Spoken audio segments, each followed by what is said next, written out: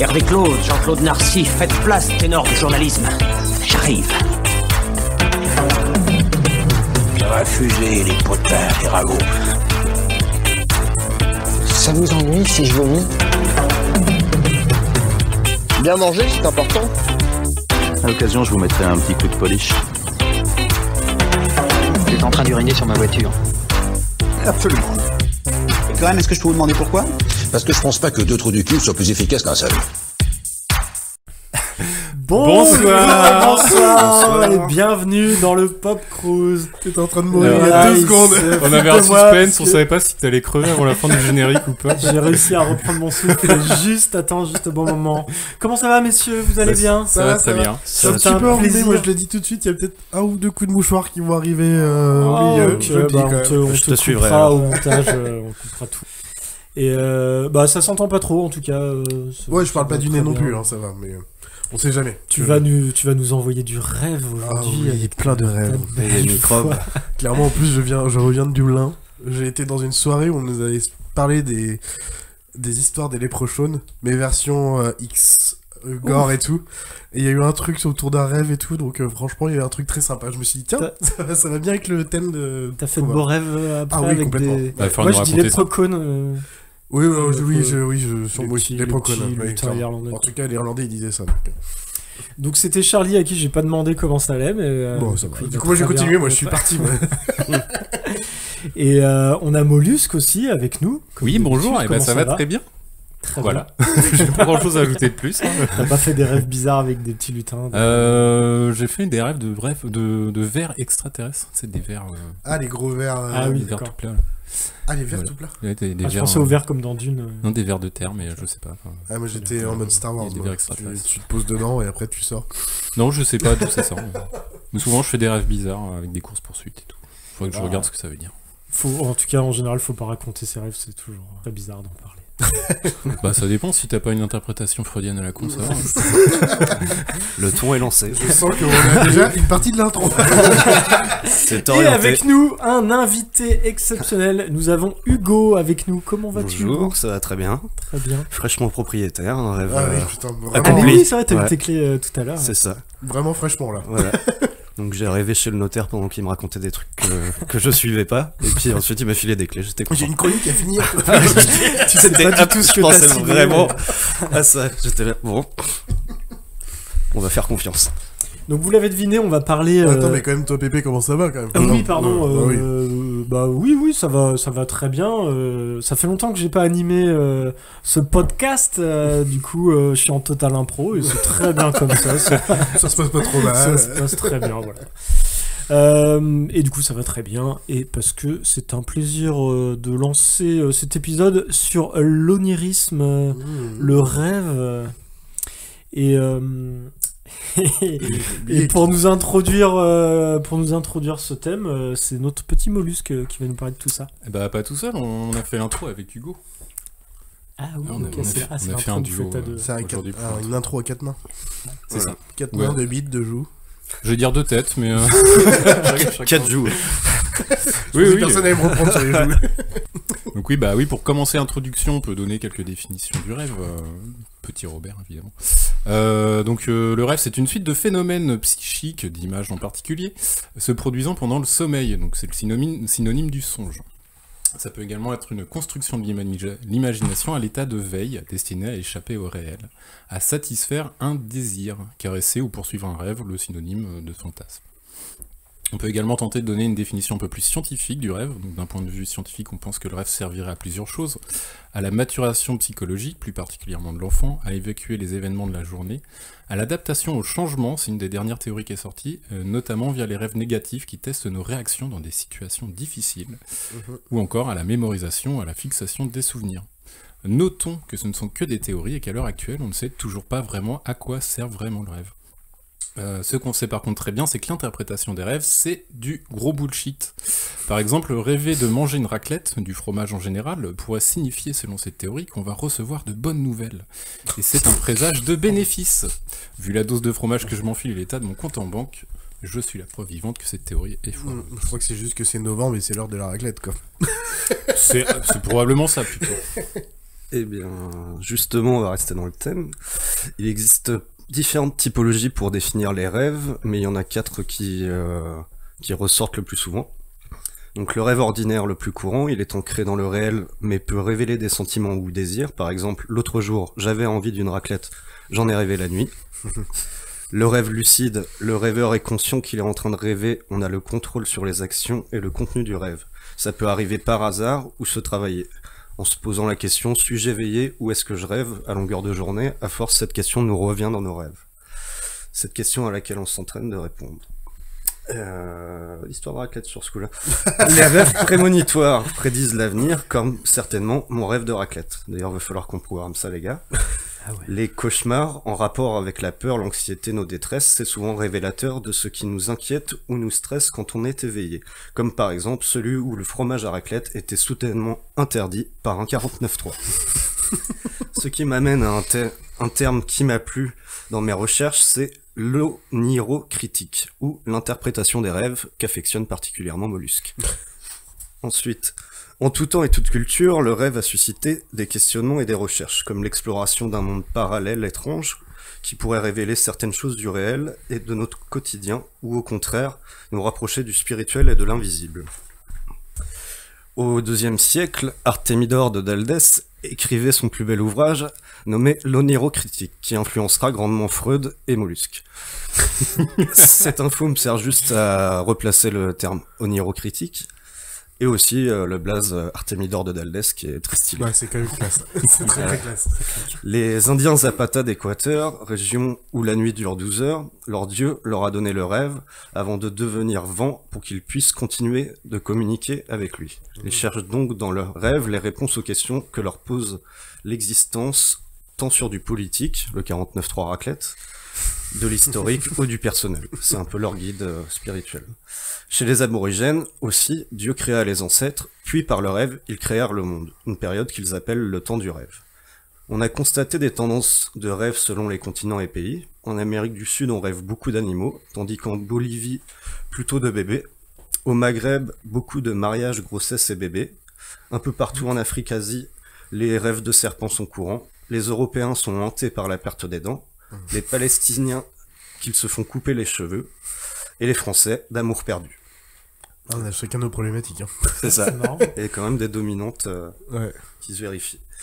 Comme on l'a vu, le rêve peut être le reflet de nos désirs ou de nos peurs. C'est pas étonnant que dans notre langage, on l'utilise régulièrement. Être dans la lune, doux rêveur, songe creux, l'Eldorado, le rêve américain. Alors, si on repart sur un registre un peu plus artistique et pop culture, dans l'art aussi, le rêve fut source d'inspiration. C'est le cas du mouvement surréaliste, dont André Breton fut le fer de lance et Salvador Dali, un représentant via sa fameuse montre molle, entre autres. Je vous renvoie à ma pastille sur Salvador Dali pour en savoir plus sur ces deux messieurs et leurs relations compliquées. Et puis côté littérature, on pensera bien évidemment à Alice au Pays des Merveilles de Lewis Carroll, qui met en scène des situations paradoxales et étranges. Alors, on a également le pendant horrifique du rêve, qui est le cauchemar. On peut s'intéresser à cette représentation dans l'art. Le premier représentant pour moi du cauchemar auquel je pense ici, c'est le terrible Freddy Krueger, créé par Wes Craven pour les besoins du film Les Griffes de la Nuit, et mettant en scène un tueur en série qui se glisse dans les rêves de ses victimes pour les massacrer.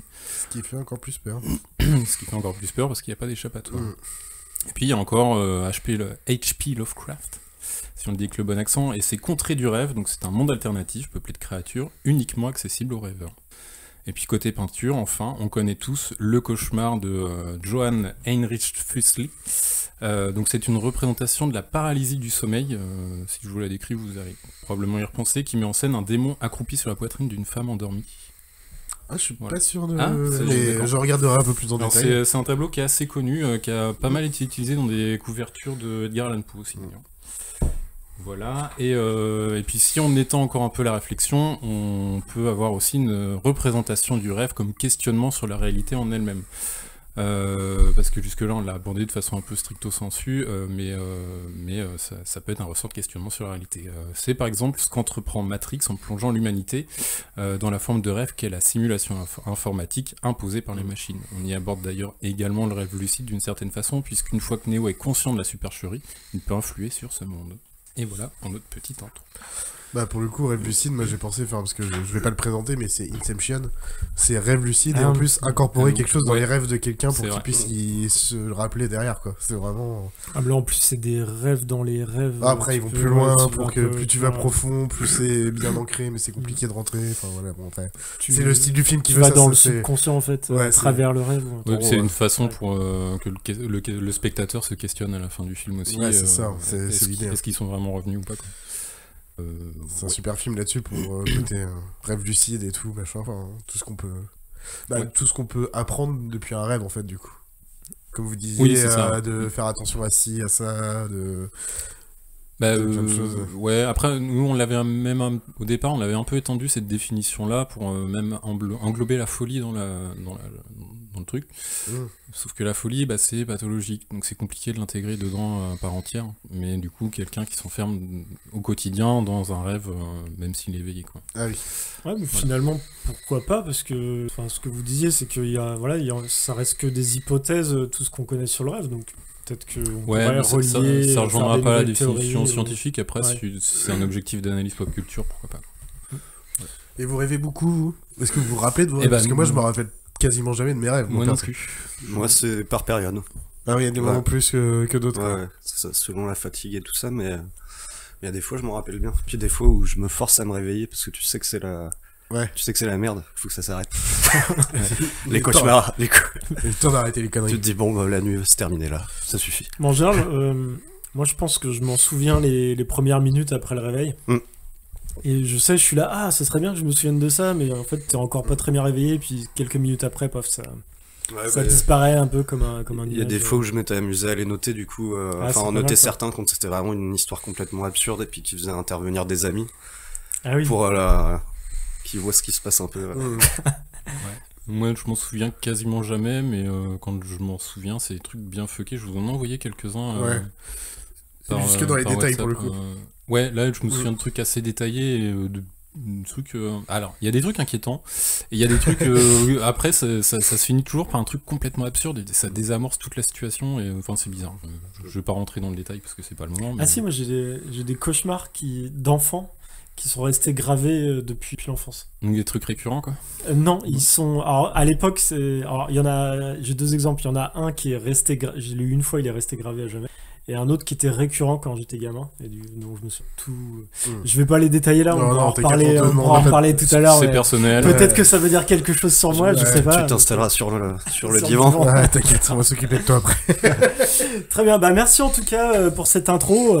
Ça laisse présager plein de bonnes choses pour les œuvres qui vont venir. Mais avant ça, on va avoir le droit à un petit quiz de notre Charlie. Flétri au contact du vent, sous mes poils gris, je sens le parmesan. Stéphanie de Monaco. Perdu, c'est mes bites. Oui, on va se quizer. Quizons. Et aujourd'hui, je n'ai pas vraiment de quiz, mais je vais vous raconter un rêve, plutôt un cauchemar que j'ai fait cette nuit. Et j'ai eu l'impression qu'il y avait plein de références à des films. Et je vais vous le raconter, vous me direz à la fin si vous avez remarqué des films dans l'histoire que je m'en vais vous conter. J'espère que vous avez compris que c'est quand même un quiz. Il y a combien de références ? Il y en a. Vous démerdez. Okay. Vous avez le droit d'en noter autant que vous voulez, quoi. Je vais vous raconter et vous essayez de marquer les références de films que vous pensez qu'il y a dans ce comptage. D'abord, je me réveille. Je suis dans une baignoire toute rouillée, le pied attaché aux canalisations. La pièce est nappée d'une lumière verte qui est due à un néon dans un coin.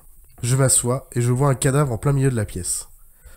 Par chance, je trouve la clé pour me libérer au bord de la baignoire. Je me libère et je vais voir le cadavre. Je remarque qu'il n'a plus de tête. Juste à côté, une boîte en carton et je me demande ce qu'il y a dedans.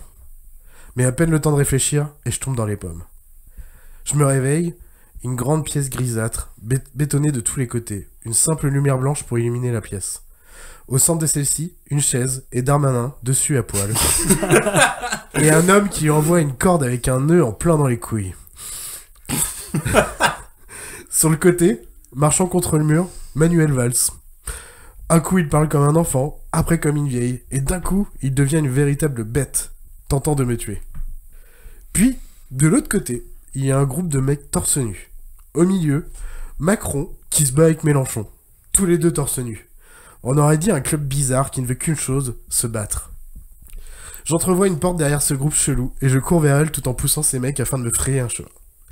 Là, je me retrouve dans un pub. Les murs sont en bois, il y a plein de moulures autour du bar, formant un amoncellement de corps se mêlant pour faire une sorte d'énorme orgie. Des grands miroirs sur les murs, et il y a plein vikings à chanter. Merci, oui, vous l'aurez compris, moi j'ai un rêve. Il a un rêve, il a un rêve. J'en profite, je prends une pinte, 2 pintes, 3 pintes, 4 pintes. Le temps s'accélère, je me réveille dans un lit d'hôtel à Vegas. Impossible de savoir ce qu'il s'est passé.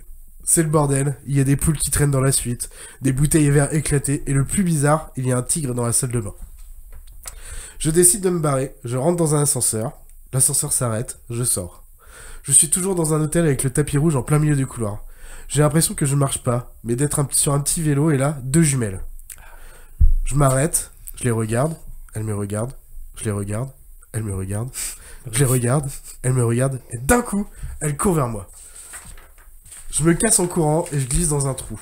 Et je glisse très longtemps, ça paraît des heures, des jours, des années. Maintenant, je suis dans une sorte de grotte. Tout est noir, mais j'aperçois une part de gâteau. Elle est de couleur vive, jaune, orange et verte. Je mange cette part de gâteau et d'un seul coup, je rétrécis. Je deviens minuscule au point que le haut de la grotte devient comme un grand ciel illuminé d'étoiles. Je continue mon périple, tout est noir. Je ne vois rien devant moi. Le temps se ralentit, tout est long et lent. J'ai l'impression de ne pas avancer dans ce néant et d'un coup, une petite lumière. Je m'en approche, elle devient de plus en plus grande, et la lumière est de plus en plus forte, jusqu'à me brûler les yeux. Je les ferme et je ressens de la chaleur tout autour de moi.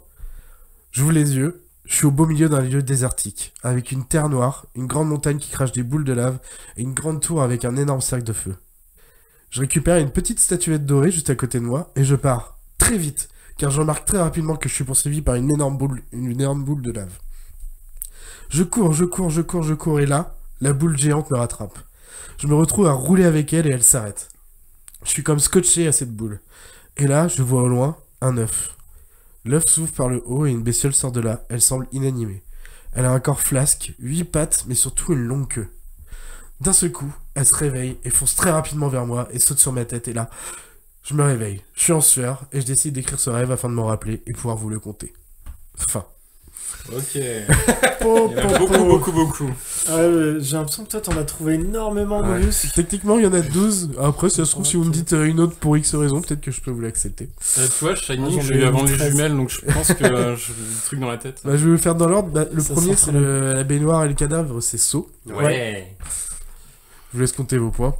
La boîte en carton avec sûrement la tête dedans, je me demande ce que c'est. C'est Seven. What's in the box? Attends, dans la salle de bain où t'étais, il y avait un néon vert, c'était... Ouais, non, mais même c'est l'ambiance qui est un peu dans... Enfin, c'est pas vert, mais c'était pour mettre une ambiance... Du coup, moi j'ai mis Matrix, toi. Néon vert à la Matrix. Non, c'est un peu large, quand même. Ouais, c'est très large. Non, mais c'est pas grave, ça se fait pas un point en moins pour ça. Ça vaut le coup de tenter. La scène de torture avec Darmanin et le mec... James Bond. Ouais, alors... Ça, j'avais pas Casino du tout. Royale, pour être plus exact. Ouais, mais j'avais pas. Et moi, un petit 0,5 pour le James Bond. J'ai noté que j'étais très inquiet sur les films que tu regardais. Du coup. Ouais, c'est le Casino Royale où il se fait torturer à un moment, James Bond. Très horrible comme... Val, c'est ses multiples personnalités, surtout le mec qui est contre le mur qui devient une bête, c'est Split. Ah bah oui. Je l'ai jamais vu, celui-là. La suite de Incassable. Il y a pas Yamakasi? Non. Oh putain. Macron versus Mélenchon. Fight Club. Mélenchon, putain, Mélenchon. Fight Club, oui, du coup. Vous me dites, hein, mais les Vikings qui chantent dans le pub, c'est Réponse.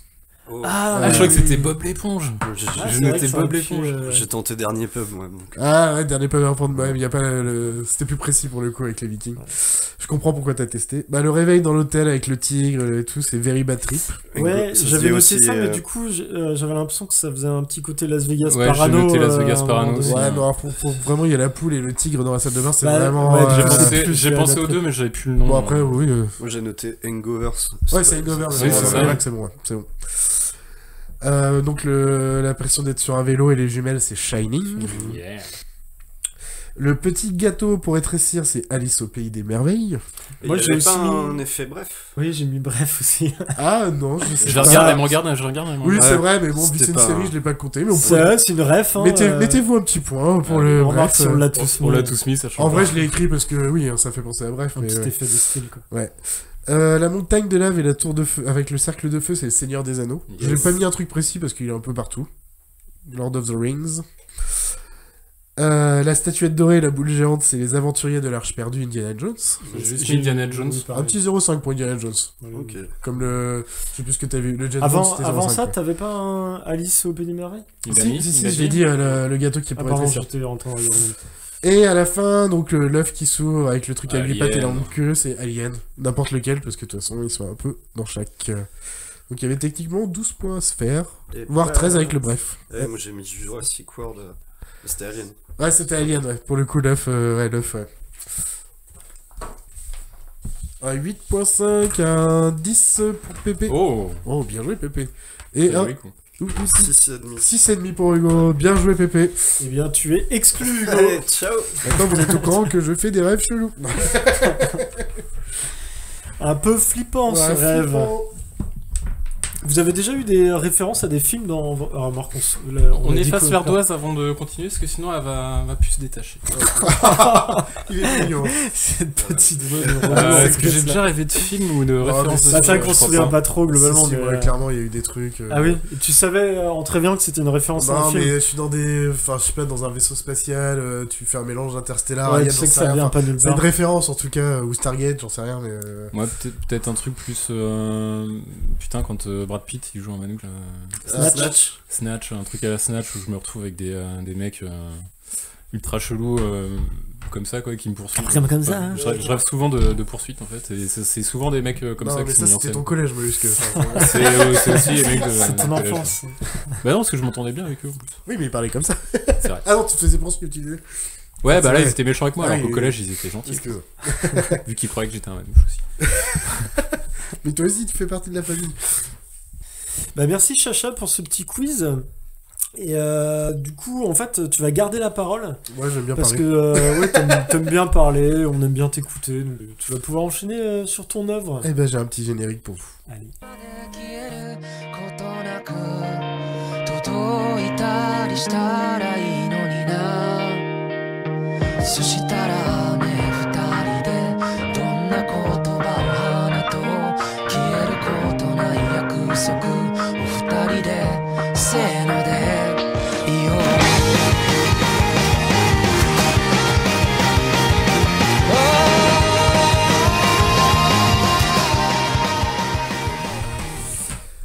Eh bien voilà, je vais vous parler du film Your Name. Je vois qu'il m'a marqué, mais donc un film japonais d'animation de 2016 pour info. Et qui commence par un discours des deux personnages principaux, donc Mitsuha, une étudiante du Japon rural, et Taki, un étudiant de Tokyo. Voici le petit discours qu'ils disent au tout début, en parallèle de cette chanson. Certains matins, sans savoir pourquoi, je me réveille en larmes. Impossible de me rappeler ce dont j'ai sans doute rêvé. Mais la sensation que quelque chose a disparu perdure longtemps après mon réveil. Je cherche sans cesse quelque chose ou quelqu'un. Je suis obsédé par cette sensation depuis ce fameux jour. Le jour où les étoiles sont tombées du ciel. C'était comme une séquence d'un rêve. Ni plus, ni moins qu'une vue sublime. Et après, on enchaîne sur le film.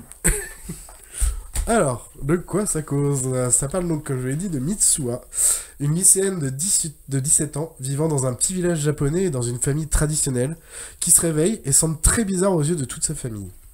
Par la suite, on voit Taki, un lycéen de Tokyo, aussi 17 ans, qui se réveille lui aussi dans son lit, et encore une fois, d'après ses proches, il a l'air bizarre. Et en fait, nous suivons nos deux protagonistes dans ce film, dans leur compréhension de tout ce qui se passe, parce qu'on comprend très rapidement que, en fait, quand ils vont se coucher, par moment, Mitsuha prend la place de Taki, et Taki la place de Mitsuha. Et du coup, tout ce film va être... Prends la place, c'est-à-dire... C'est vraiment prendre la place du corps de la personne. Prends la possession du corps. Et en fait, quand les gens disent qu'il est bizarre, c'est parce que c'est Taki qui s'est réveillé dans le corps de Mitsuha. Et inversement, donc ils sont un peu perdus et tout. Ce qui est logique. Donc comment s'active ce phénomène? Il s'active lorsqu'il s'endorme, et jusqu'à ce qu'il se réendorme pour l'arrêter. Donc il passe vraiment toute la journée dans le corps de l'autre. à la place de l'autre.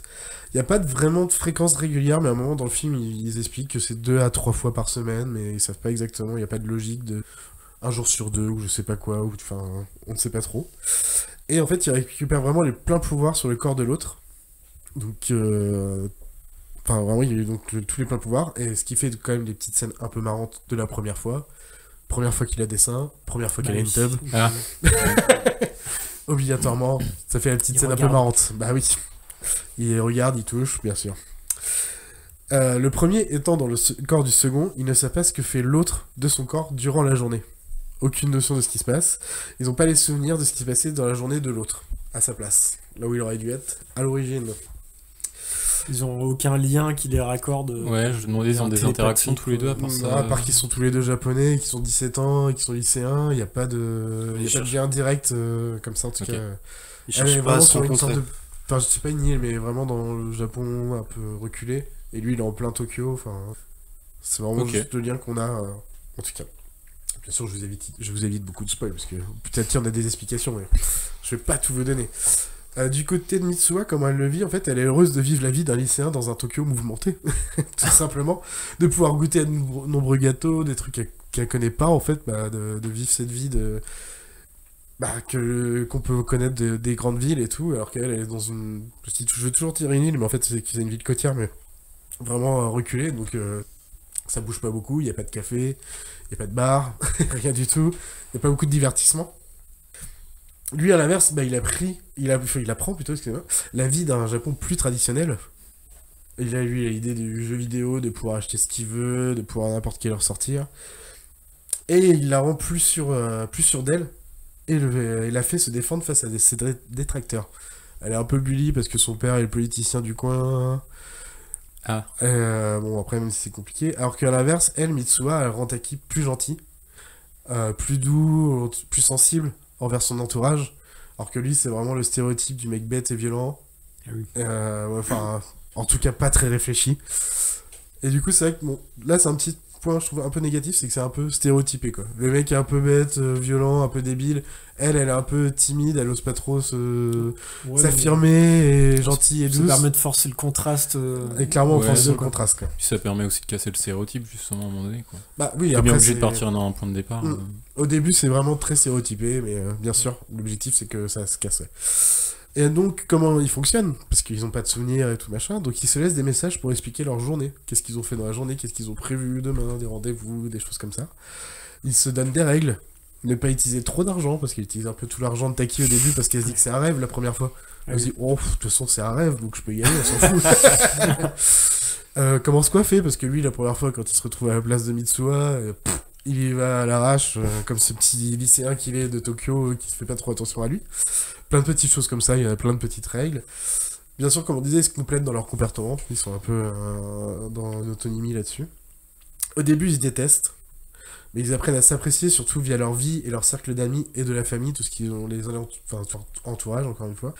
L'aide que l'un apporte à l'autre dans sa propre vie permet d'apprécier l'autre. Elle, de pouvoir s'affirmer et d'arrêter d'être bully par les autres élèves. Lui, de se détendre un peu, d'être un peu plus sensible, en fait, d'avoir des vraies discussions avec les copains, avec son entourage, sa famille. Donc ils comprennent la vie de l'un de l'autre, les bons côtés, les mauvais côtés, les histoires familiales aussi, bien sûr. Ils se retrouvent dedans, obligatoirement. Et aussi, vivre dans le corps de quelqu'un d'autre, enfin d'un autre sexe, permet de mieux comprendre les autres aussi. On n'a pas la même sensation de ce qu'on vit, de la réception du corps, de ce que les gens nous regardent, ou des choses comme ça, quoi. Ils ont été jusqu'au point à se demander si ça a impacté leur comportement de subir les hormones d'un autre corps. C'est juste que tu comprends, c'est un peu logique, parce que il n'y a pas trop ce côté-là, parce que même les deux ont des amis, déjà ils ont pas le truc de genre aller que avec des filles et lui que avec des gars, par exemple. Oui. Enfin, lui un peu plus qu'avec des gars, mais il y a quand même des filles dans son entourage, donc ça va, c'est pas non... Là, pour le coup, c'est pas stéréotypé là-dessus. Et donc, il y a pas trop ce côté-là, mais bien sûr que ça joue un peu. Avant de continuer, je voulais juste vous parler de l'aspect du film. Le dessin, surtout les décors, c'est vraiment magnifique. Vous tapez Your Name film et vous allez voir les images, c'est des véritables posters de ce film, c'est vraiment magnifique. Et la musique, elle est très douce et très à propos en toutes circonstances. À plein de moments, elle est toujours présente, mais elle est pas vraiment aussi visible que des fois dans certains films où on met une musique parce que c'est important à ce moment-là, c'est juste en fond et tout, ouais, et ça passe très très bien. La suite de l'histoire un peu. Ils couchent ensemble. Non mais justement, est-ce que... Après le questionnement, est-ce qu'il y a un amour qui s'installe? C'est trop bizarre. Est-ce que vivre la vie de l'autre... Tu couches avec toi-même quoi. Ouais mais non, mais de toute façon ils se rencontrent pas. Ils sont pas au même endroit. Je trouve ça étonnant qu'ils cherchent pas à se rencontrer, ça les fait... Justement, en fait, c'est vraiment déjà juste le côté émotion, c'est vivre la vie de l'autre, quelle meilleure façon de se comprendre, clairement, d'apprendre de l'autre. Et bien sûr, en fait, à un moment, on sait pas pourquoi, mais le lien se coupe. Et du coup, Taki part un peu en enquête pour retrouver Mitsuha avec tout ce qu'il avait eu comme info, mais bizarrement, en fait, il parle pas trop des... Bah, elle sait qu'il est à Tokyo, mais il y a pas ce lien. Elle, lui, il sait pas où elle est. En fait, ils ont eu le nom de la ville, il est jamais donné et tout machin. Donc ils se galèrent avec en refaisant des croquis, des lieux qu'il a pu voir et tout machin pour retrouver. Donc il y a une partie un peu, je dis enquête, mais c'est un peu exagéré bien sûr. Hein. C'est lui avec 2-3 de ses potes qui va. Et aussi il y a l'aspect important du rêve qui est là qui tourne, qui est plus important, c'est l'oubli au réveil qu'on a déjà parlé. On va beaucoup parler de faut surtout pas oublier, ou des fois tu t'en rappelles, et en fait si tu l'écris pas, bah une heure après il est oublié alors que sur le coup tu peux t'en rappeler. Enfin voilà, on va parler beaucoup de cet oubli, cet aspect de mémoire. Et du coup en fait ce film donc se tourne vraiment tout autour de comment ils vivent ces switches. Elle qui va faire un peu le cupidon aussi pour lui. Il y a une meuf qui travaille avec lui, qu'il aime bien et tout, machin. Donc elle va jouer un peu le cupidon, donc au bout d'un moment, il va faire... Bon, c'est vrai qu'elle est cool. Sur le coup, ça le stresse un peu, parce que demain, t'as rendez-vous avec machin. Et bonne chance. Alors vu que c'est un mec un peu bête et tout, bon, t'imagines bien que c'est un peu compliqué, dans le sens où il est un peu naïf et bêta, enfin voilà, mais... La fille voit les changements de personnalité aussi. Les gens, des fois, oui, ils leur posent des questions, en tout cas. Ouais. On voit qu'il y a une différence entre les deux. Même pour la Mitsuha, qui est très sûre d'elle, et le lendemain, qui va être beaucoup moins... Qui connaît pas son histoire familiale, d'un seul coup, qui va poser des questions débiles, alors qu'on lui répète tous les jours l'histoire familiale, enfin, façon de dire. Non, en tout cas, tout ça pour conclure. C'est un film magnifique, par son dessin, son histoire, ses personnages, par l'émotion qu'il nous procure, sa poésie, sa beauté et son imagination. Un film qui nous plonge dans la poésie, la naïveté et la rêverie des deux adolescents qu'il faut voir absolument. Deux destins voués à se retrouver ou non autour d'un mystérieux switch de corps pendant leur rêve. Pour savoir s'ils se retrouveront et l'explication du mystère, allez voir le film. Ok, sur internet. J'ai une question, tu parlais de l'oubli, mais c'est l'oubli pendant leur phase de sommeil juste avant de switcher, ou c'est ils oublient leur vie dans le corps de l'autre? Juste... ils s'en souviennent que partiellement. Le moment où le lien se coupe à un moment, il a peur d'oublier son prénom, donc il l'écrit partout, et heureusement qu'il l'a écrit à certains endroits, parce qu'il perd son prénom en fait de Mitsuha. Il sait plus comment ça s'appelle, tu vois, c'est plein de petits trucs comme ça. C'est un exemple parmi d'autres, hein, mais... T'as vraiment cet aspect-là qui est vraiment... Mais du coup, attends, il switch au moment où ils s'endorment. Mais s'ils s'endorment pas en même temps... En fait, t'as pas trop d'explications, mais tu dis juste que... En fait, ils vivent des journées normales et...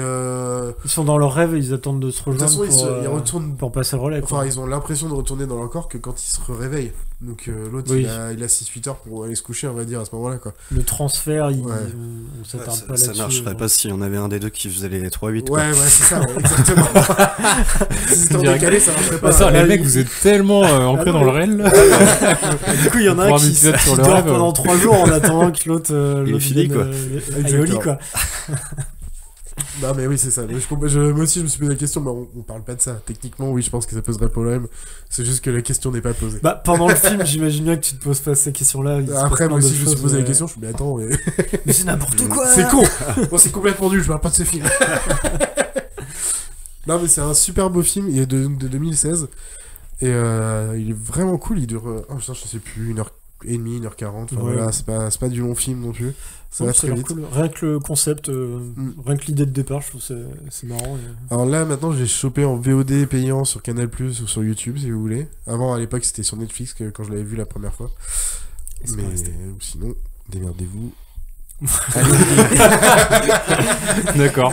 Des bons sites de druides.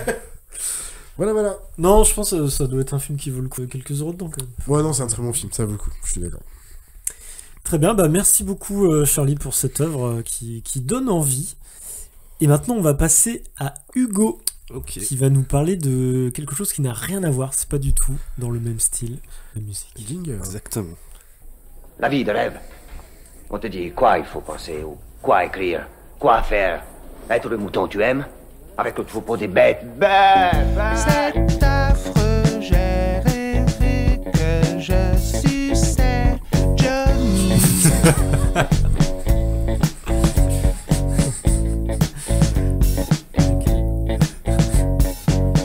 C'est affreux, j'ai rêvé que je suçais Johnny.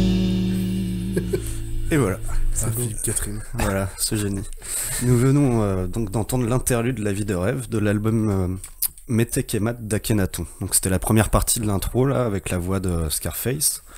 C'est sur son premier solo sorti en 95 avec le titre Bad Boy de Marseille qui peut être plus parlant du coup. Cette interlude est faite avec cet extrait et aussi avec la deuxième partie qui est de Philippe Catherine. Donc ça n'a rien à voir, les deux ne fonctionnent pas ensemble, il n'y a pas d'histoire de Sucette Johnny sur des albums d'Akhenaton. Mais je trouvais le décalage assez marrant parce qu'il y avait le côté très badass de Scarface et Premier Degré et Philippe Catherine qui est à peu près totalement l'inverse. Donc c'est le morceau Le Rêve de Philippe Catherine. Le concept est assez simple en fait, chaque mesure il rajoute une syllabe de la fameuse phrase.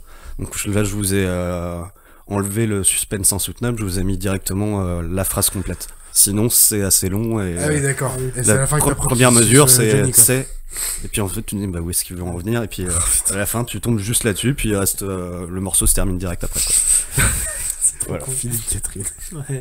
Et mais vu que c'est un pur génie, il s'est pas arrêté là, il a refait un morceau 10 ans plus tard avec un morceau de trap qui s'appelle Rêve affreux que je vous conseille vivement d'écouter. Je vous lis un extrait qui devrait ouvrir votre curiosité. T'étais allé voir ailleurs si j'y étais, bah j'y étais pas, je regardais YouPorn.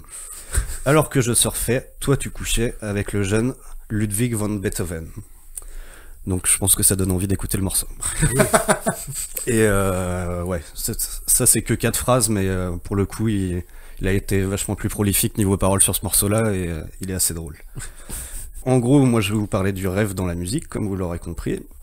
C'est un thème qui a été très repris, de Bashung à Aerosmith, en passant par Barbara, Desireless et plein d'autres. Il y a un joli morceau de Bashung, Madame Rêve, où il décrit une femme désirant s'émanciper de sa routine et son quotidien au profit d'aventures et loin de ses contraintes et plus près de ses rêves. Certains y voient une ode à la masturbation féminine, mais l'auteur n'a pas validé cette interprétation, donc encore une fois, ça devait être des personnes qui rêvaient de ça, mais l'auteur n'a jamais cherché à faire ça. Ok. Comme quoi, avec des doubles sens, on voit tout ce qu'on veut.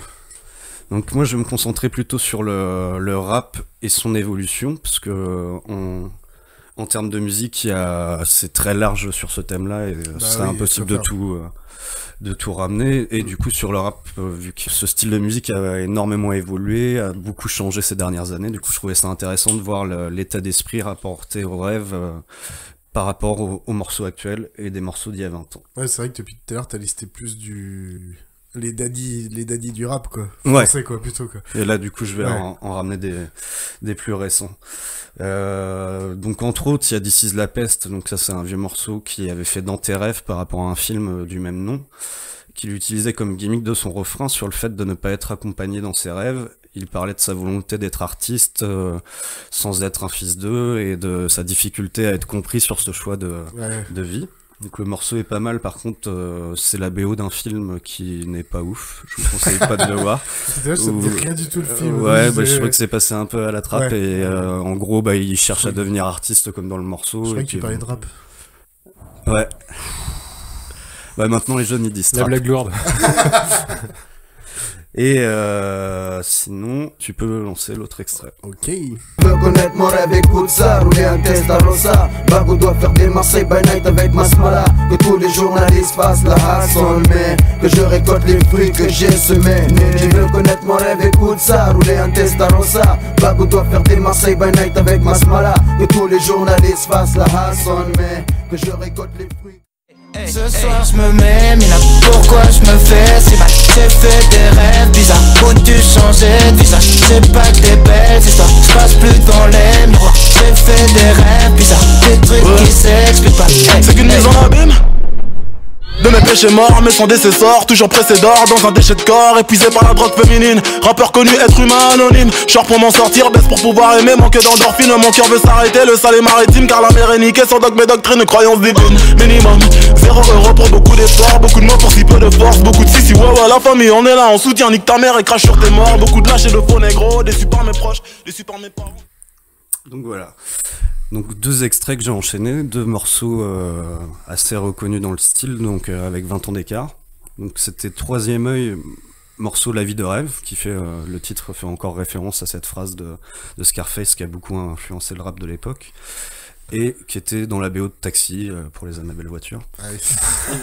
Et de bons Mais films. pas de bons acteurs. C'est ça. Mais bon, qui avait été quand même une BO, une grosse BO de rap qui avait énormément marché. Et ensuite, c'était Rêve bizarre d'Orelsan et Damso, sorti en 2019.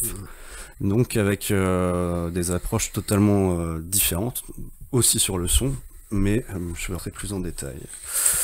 Donc, en 20 ans, et le premier... c'est ça. Donc le premier morceau de 98 fait part plutôt au rêve américain, donc le titre qui a repris la fameuse phrase, et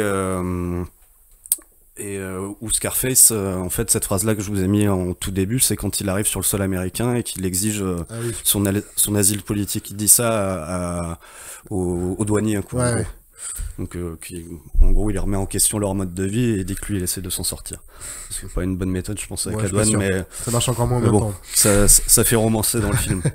Et donc, ce morceau, du coup, le premier là du Troisième œil, les Marseillais, il récite plutôt un moyen de s'émanciper de sa condition par le matérialisme. Enfin, je sais pas si vous avez bien capté toutes les paroles, parce qu'il y a beaucoup de références. De fric, c'est énormément de fric, de voitures, d'argent. Enfin, c'est ça la réussite. Ce qui peut s'entendre aussi, c'était un moyen à l'époque de faire valoir son évolution sociale. En tout cas, dans ce style de musique, c'était plutôt la manière qu'ils avaient de faire. Et le rap de l'époque était beaucoup plus politique ou sociétal, voire à créer des histoires, mais beaucoup moins dans l'introspection que maintenant, où justement Orelsan, pour le coup, et le morceau avec Damso, il est qui n'aurait pas pu, qu'aurait pas reçu la même écoute il y a 20 ans, parce qu'on n'aurait pas compris qu'un rappeur se dévoile autant sur ses mal-être et tout, ce qui est vachement plus possible maintenant, et ce qui est plutôt pas mal. Parce que ça permet aussi pour les rappeurs masculins de ne pas se résumer qu'à des choses bateaux, matérialistes, de force. J'ai des meufs, j'ai la bagnole, le fric, c'est bon quoi. Voilà. Après, je jette pas la pierre à ceux qui avaient fait le morceau d'il y a 20 ans, c'est une autre époque, et puis il y en a qui en font encore des trucs comme ça, c'est juste que t'avais pas trop l'ouverture. Exactement. D'être apprécié pour ça. Enfin, je pense pas qu'ils auraient. Oui, je pense que ça aurait pas reçu un public. Et il y en a certainement aussi. Hein, c'est pas radical, mais c'est vrai qu'on peut. Avec leur rap qui en ce moment, on le voit plus souvent. Je pense à Orelsan ou L'Homme Pâle. C'est assez évident. Ils parlent beaucoup de leurs difficultés. Et puis avec aussi, ils prennent beaucoup dans l'imagerie des rockstars un peu torturés. Donc avec à parler de leur douleur, de la difficulté de gérer la célébrité. Et je pense que c'est peut-être aussi ces choses-là qui ont permis à ce que le rap s'ouvre à un peu plus de monde aussi, parce que c'est des sujets plus universels qu'un mode de fonctionnement de réussite très quartier comme pouvait y avoir avant. C'est deux mondes qui ont peut-être pas les mêmes préoccupations aussi au départ, quoi. Enfin, il y a des mecs qui veulent s'extirper un petit peu de leur banlieue, quoi. Orelsan, lui, il voulait pas s'extirper de sa banlieue, il voulait s'extirper de sa ruralité quand même. Oui, non, mais il voulait écrire, et il vit pas dans les mêmes conditions que les mecs.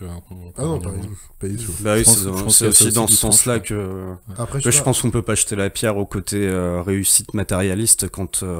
Absolument pas. Dans cette je dis pas que c'est ce que tu dis, mais c'était ça que je voulais appuyer, que à l'époque c'était leur modèle de réussite. Donc et puis peut-être dans leur milieu aussi, et le rap était fait beaucoup par la même population. Alors que maintenant, bah, tout le monde rappe, c'est devenu la nouvelle variété, donc... Bah c'est ça, la phrase maintenant, c'est la nouvelle pop, le rap, la nouvelle pop. Voilà, ils disent la pop urbaine.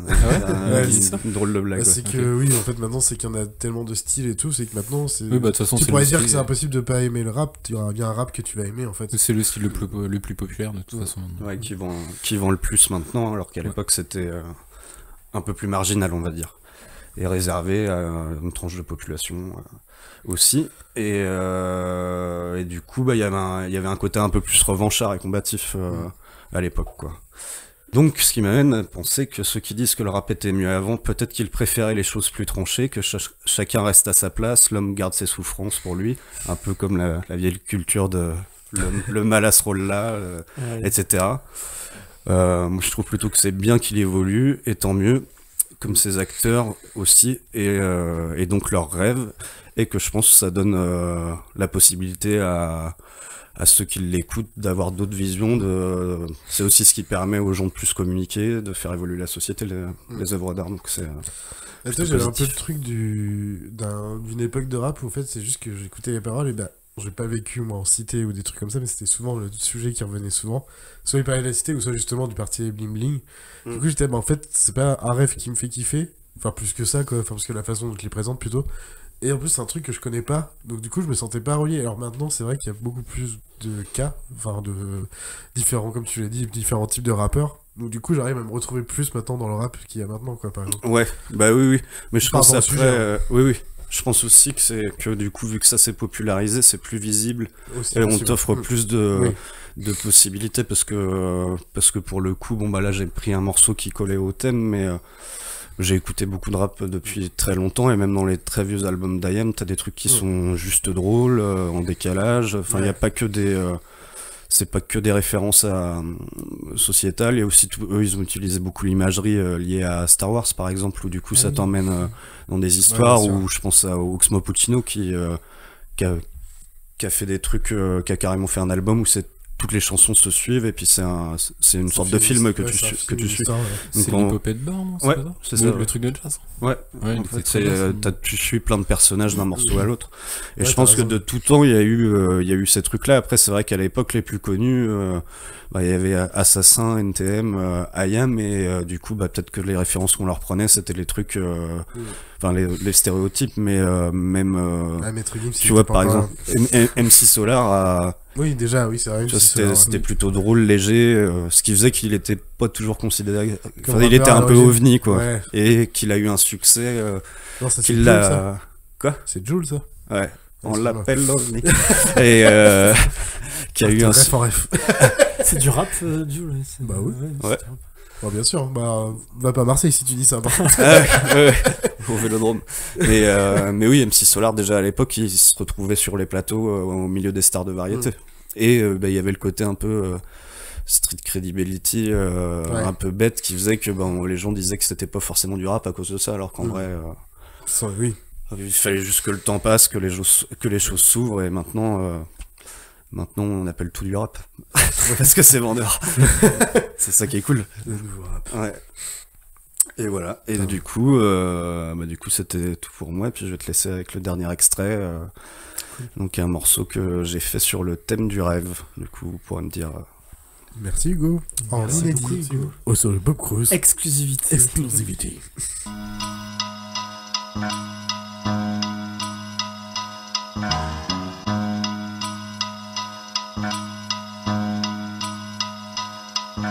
Jeune vagabond et songe et le fugueur involontaire. Dans un échange de ça, jamais les pieds sur terre. Si le réel le ronge, il a trouvé d'autres repères. Pas une, mais 1000 images pour se créer son univers. C'est un rêveur qui dans le hasard bâtit son territoire. C'est un chercheur qui devant l'histoire fait grandir l'espoir. Admiration de la passion de l'homme envers sa mission. Sans rémission ni démission, le rêve comme seule ambition. Dans les voies tracées, les précurseurs, la folie des grandeurs. Dans leur passé, mon baladeur grandit la splendeur. Que les fugitifs dénonciateurs aux abords de Phobos. Toujours attentif, le haut-parleur peut contenir le cosmos. Je voyage dans les rêves. Je voyage dans les rêves des autres. Je voyage dans les rêves. Je voyage voyage dans les rêves des autres. Du mentor au menteur, qu'un pas l'œil du rêveur. C'est son tort dans le cauchemar, aveuglé de la lueur. Recherche le guide ou le moteur, le vide de soi, le bon vecteur. Détecte la proie dans le malheur, infecte la foi, même l'acteur. Sans espoir, dans la traversée du désert. Qui dois-je croire quand l'avenir est ta mère?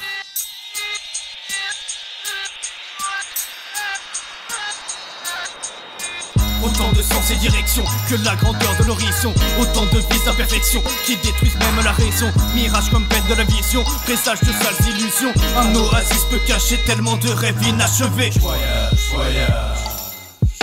Je voyage, voyage. Je voyage, voyage. Je voyage, voyage. Voyage dans les rêves. Mon baluchon ma plume, je pars pour traverser la brume. Vers la destinée dessinée pour rencontrer Morphée. Je suis inspiré, dirigé par des illuminés. Réussi hors du sentier qui m'ont fait voyager. Dessinateur, explorateur, passionné en apesanteur. Voyageur sans aucune peur, en pleine conquête, un batailleur. Lourd en l'argent, devenir barge, le monde, un jeu qui nous pousse au mieux. Ouvrir les yeux, découvrir des lieux, s'approcher au plus près des cieux. Les accords du cœur, laisser parler le corps mitraillé de mots sans jamais de remords, faire parler ces états d'âme à s'en arracher les côtes. Faire crier ceux qui m'enflamment, pas de parcours sans faute. J'espère transmettre ces valeurs, enfin donner suite à ces rêveurs.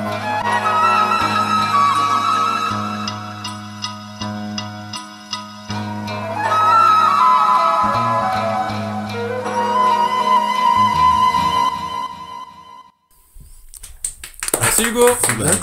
C'est bien cool. Du coup, c'est merci Pierre. Voilà pour voilà spectateur. Bon, maintenant tu vas péter la coque et les dolls. Est-ce qu'il faut faire un interview de l'artiste? Non, par contre, je sais pas si en une seule écoute, je pense que c'est pas évident, mais en gros, pour vous résumer le morceau et ce pourquoi je me suis dit que c'était pertinent de le mettre ici, mais il m'a fallu quand même 2 semaines pour me rappeler que j'avais écrit un morceau sur le sujet, parce que c'est un morceau qui date et qu'on n'a pas sorti, qu'on sortira potentiellement pas, je pense pas, mais du coup, c'était un morceau où je raconte comment d'avoir traîné avec des personnes rêveurs et très passionnées, ça m'avait apporté le fait de vouloir les suivre et puis de moi me créer mes passions et de croire en mes trucs.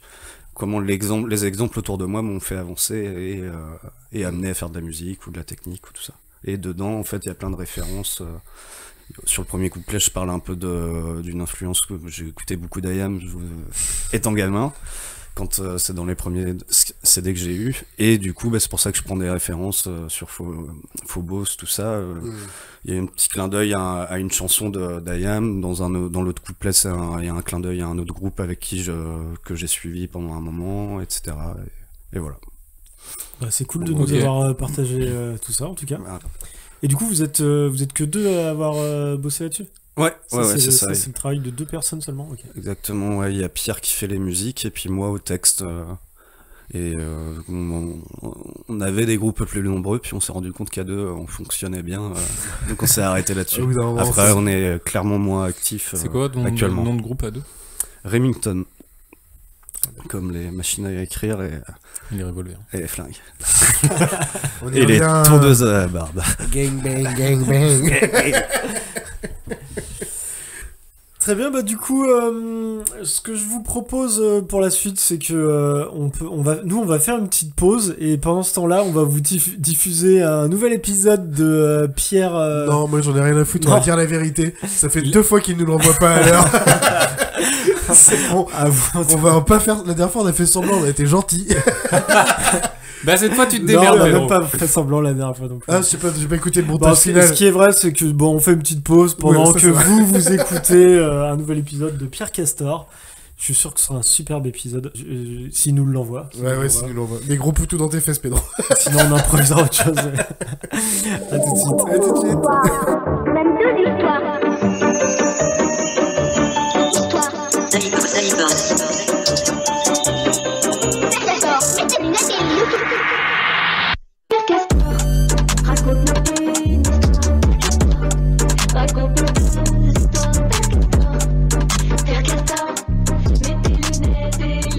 Salut les petits loups, c'est Pierre Castor. Alors comment allez-vous? Non, ne me répondez pas, je m'en fous. J'ai entendu dire qu'on allait parler onirisme aujourd'hui. Alors, moi, quand on me dit onirisme et pop culture, je pense tout de suite à Twin Peaks. Et puis à David Lynch, son auteur génial. Tiens, retardataire. Coucou les petits loups, comment ça va? Oui, bon, c'est bon, hein, Jean-Kevin, tu es en retard, alors tu évites de te foutre de moi, hein. Je sais même pas si je dois t'accepter. Bah, décidez-vous enfin, on dirait Gérard Depardieu devant un stand de rillettes, là. Oui, bon, tu entres, mais je veux plus entendre un mot. Bon. Bien. Bon, je reprends. David Lynch est encore, à 77 ans, l'homme orchestre du cinéma américain. Il est l'auteur de 10 longs métrages, sortis entre 1977 et 2006, ainsi que d'une série télévisée devenue culte, Twin Peaks. Nommé aux Oscars du cinéma comme meilleur réalisateur pour Elephant Man en 1980, pour Blue Velvet en 86 ou Mulholland Drive en 2001. Et il a reçu la Palme d'Or au Festival de Cannes en 90 pour Sailor et Lula et un Lion d'Or d'honneur à la Mostra de Venise en 2006. Son style, novateur et surréaliste, maintenant qualifié de lynchien, est devenu reconnaissable pour le grand public. Il est caractérisé par une imagerie onirique et une conception sonore très méticuleuse. La violence de certaines scènes de ses films lui confère la réputation de déranger, d'offenser ou de mystifier les spectateurs. David Lynch porte un regard sombre et halluciné sur la réalité humaine inquiétante qui se dissimule derrière le vernis social, au sein des petites bourgades. Et les États-Unis, il les connaît par cœur, car tout au long de son enfance, il a suivi ses parents d'affectation en affectation. Son père était un chercheur travaillant pour le ministère de l'Agriculture. Alors, metteur en scène de cinéma donc, mais artiste avant tout. Mais il est d'abord un peintre. C'est la voie qu'il a choisie dès la sortie du lycée, en rejoignant les Beaux-Arts. Et d'ailleurs, il peint toujours. Mais il est aussi musicien, photographe, écrivain, acteur. J'aimerais vous parler du jeune David Lynch. Oh, on va parler du passé, bah c'est nickel, comme ça au moins ça raccord avec vos fringues. Oui, c'est très drôle, Jean-Kevin, je te remercie. Bien, très bien, j'ai compris. Eh bien, passons ce chapitre, très bien. L'inconscient est une source d'inspiration sans fin pour David Lynch, et les rêves sont la voie royale pour l'explorer. De son propre aveu, il reconnaît avoir eu le déclic pour son court-métrage, The Alphabet, en observant la nièce de sa femme scander l'alphabet dans un sommeil agité. Eraserhead, son premier long-métrage, aura lui aussi des airs de cauchemar. Oui, Jean-Kevin? Pour les ricains, c'est de la merde en boule, shitball. Bullshit. Non, bullshit, c'est merde de taureau. Non, vraiment, je t'assure, on dit bullshit. T'es vraiment trop con. Mais par contre, t'as un peu raison, le public a moyennement apprécié cette première œuvre. Bah, quand bien même, en 1980, David Lynch est engagé pour tourner un film aux nombreux points communs avec le premier, Elephant Man, qui est aussi un cauchemar à sa façon, mais bien réel, puisqu'il s'inspire du cas de Joseph Merrick, un homme particulièrement difforme, étudié pour sa singularité par les médecins londoniens du 19e siècle. Également tourné en noir et blanc, nommé 8 fois aux Oscars, Elephant Man repartira les mains vides. Et puis en 1983, son premier blockbuster lui échappe. Et tentant le pari fou de devenir celui qui sera le premier à porter au grand écran Dune, le roman de science-fiction de Frank Herbert, David Lynch refuse de signer le film, tant son producteur, Dino De Laurentiis, l'aura privé de liberté artistique. Nul à chier, tu vas dire d'aller se faire foutre direct, go! Je t'en prie, Jean-Kevin, tu vas nous épargner tes vulgarités. Bon, alors, c'est vrai aussi que c'était, disons, spécial. Mais toujours avec De Laurentiis, il tourne un autre rêve, un autre cauchemar, Blue Velvet, en 1986. Et cette fois, ça sera la Palme d'Or pour David Lynch. Et alors, oui, j'imagine que celui-là, tu ne l'as pas vu, hein, Jean-Kevin? Non, je l'ai pas vu, voilà, il y a plein de trucs que j'ai pas vu dans la vie. Des capotes à la macédoine, Laurent Delahousse dans les toilettes turques, mon père qui me dit je t'aime, voilà, je l'ai pas vu. Alors bon, mon gars, t'es teubé. Hey, teubé. Oui, non, s'il te plaît, Gontran, ne se moque pas, hein. Tout le monde n'a pas le même accès à la culture. Jean-Kevin fait ce qu'il peut, j'en suis sûr. Moi, jamais parlé comme ça, le mec il a provoqué un truc en moi, c'est énorme. Ouais, alors bon, c'est d'accord, voilà, alors ça y est, tu peux... Tiens, on essaie d'être gentil avec toi 2 minutes, alors maintenant, tu la boucles ou je t'envoie chez Monsieur Angelo. Voilà, je pense que maintenant je vais avoir la paix. Bref, un peu à peu, c'est la narration complète de ces films qui se structure comme un rêve, passant d'une situation à une autre sans rupture. Dans Lost Highway, en 1997, le mari d'un couple espionné par un mystérieux vidéaste se retrouve emprisonné sous une autre identité pour le meurtre de sa femme. Dans Mulholland Drive, en 2001, de jeunes femmes découvrent les secrets sordides dissimulés derrière le décor hollywoodien. Quant à Inland Empire, en 2006, bien malin qui saura décrypter cet étrange cauchemar de 3 heures filmé en numérique où le monde des hommes à tête de lapin ne fait qu'un avec celui des plateaux de tournage. 1990. David Lynch imagine la plus complexe et singulière de ses œuvres, Mystère à Twin Peaks. Cette série télévisée va s'étendre sur 3 saisons de 1990 à 2017, escortée par un long métrage qui en sera le préquel Fire Walk With Me en 1992 et quelques livres qui en étendront l'univers. Dans le petit village charmant de Twin Peaks, situé dans l'État de Washington, le corps inerte de Laura Palmer, lycéenne populaire et sans histoire, est retrouvé au bord d'une rivière, emballé dans du plastique. Vu la confusion générale des autorités et de la communauté locale, l'agent du FBI, Dale Cooper, est dépêché pour mener l'enquête. Ce boy scout à la bonne humeur inébranlable et aux méthodes peu banales va vite découvrir l'horrible vérité sur Twin Peaks et ses habitants. En 30 épisodes, Mystère à Twin Peaks a montré sa vraie nature, un soap-opéra à succès. Les rebondissements sensationnels sont là. Les gags potaches aussi. Les personnages qu'on croyait morts reviennent dans des déguisements improbables. Et puis les histoires d'amour passionnelles prennent vie en 3 minutes.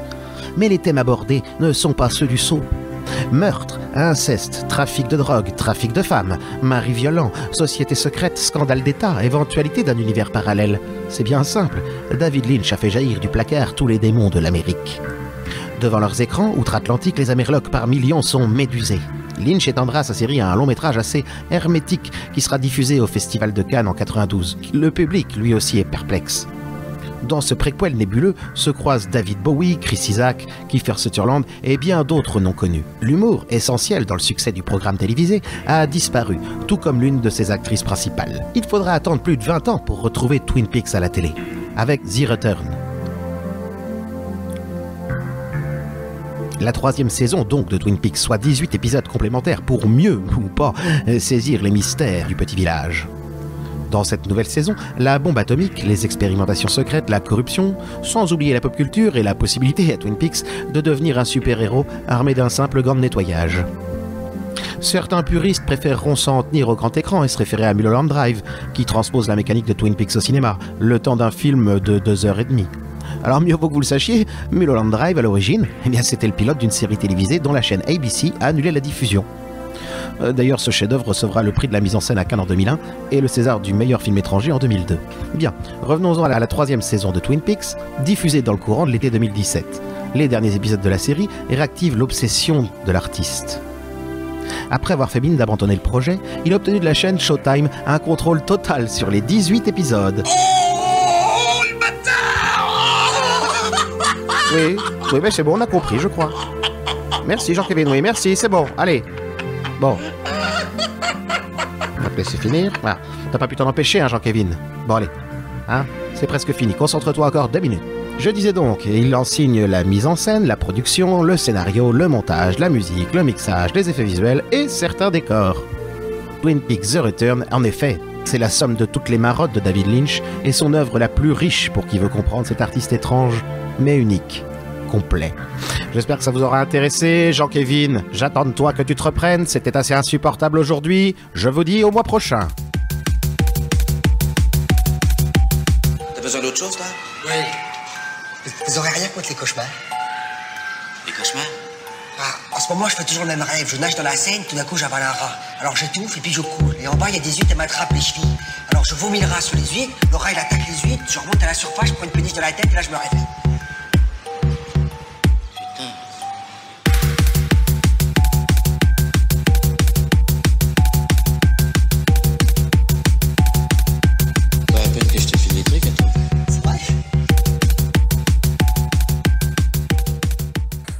Bien, merci. Non, on n'est pas obligé de dire merci, on n'a pas entendu. On a dit qu'on faisait pas semblant. Pas merci Pedro, on attendra d'avoir entendu ton truc final, ta copie quoi. J'ai hâte qu'il écoute l'épisode.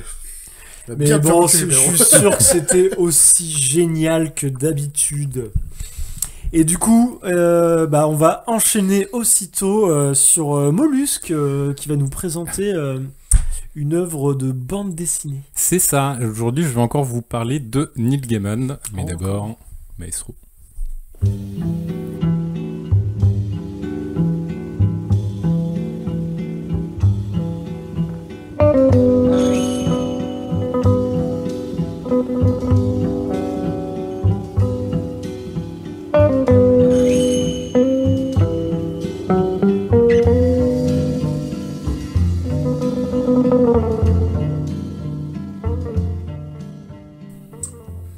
Vous venez donc d'entendre Half the Day, the Night, issu du très bon album Dreams de Gabor Szabo, que j'ai choisi en ouverture de ma chronique, non pas uniquement à cause de son nom, mais aussi, coïncidence rigolote, avec la ressemblance frappante de la pochette avec le personnage principal de l'œuvre dont je vais vous parler, The Sandman.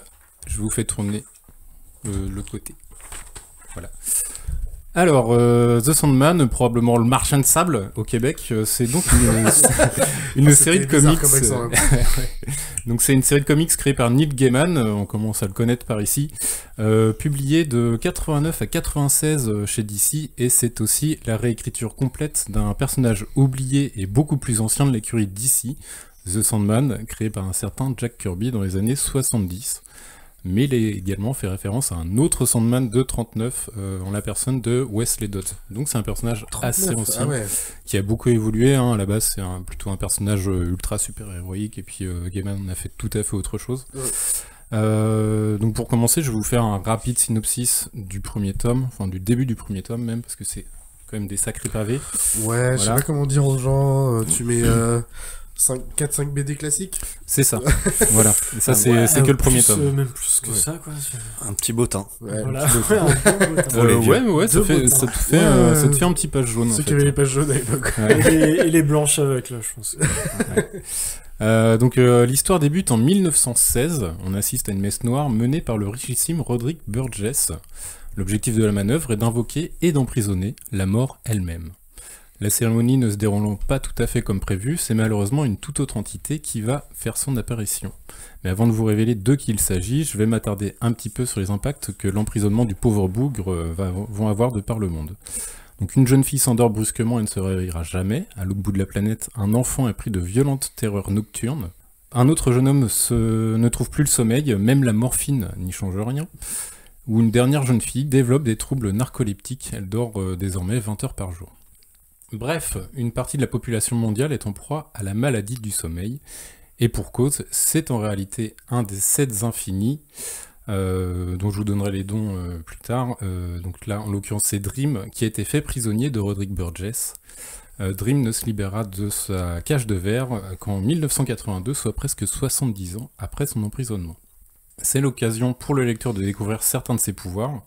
Premièrement, il plonge les gardes qui le surveillaient dans un profond sommeil en leur soufflant du sable dessus. Deuxièmement, il s'infiltre dans un rêve quelconque, une sombre histoire de soirée déguisée à Elvis, Marilyn et John Wayne, pour y piquer de quoi bouffer. Je rappelle que le bonhomme a passé 70 ans sans manger. Et puis troisièmement, il se fabrique des vêtements par le pouvoir de l'imagination. Il va désormais être question de se faire vengeance, et pour cela, Dream va plonger Alex Burgess, le fils de Roderick ayant pris sa succession en fait, dans un cauchemar sans fin.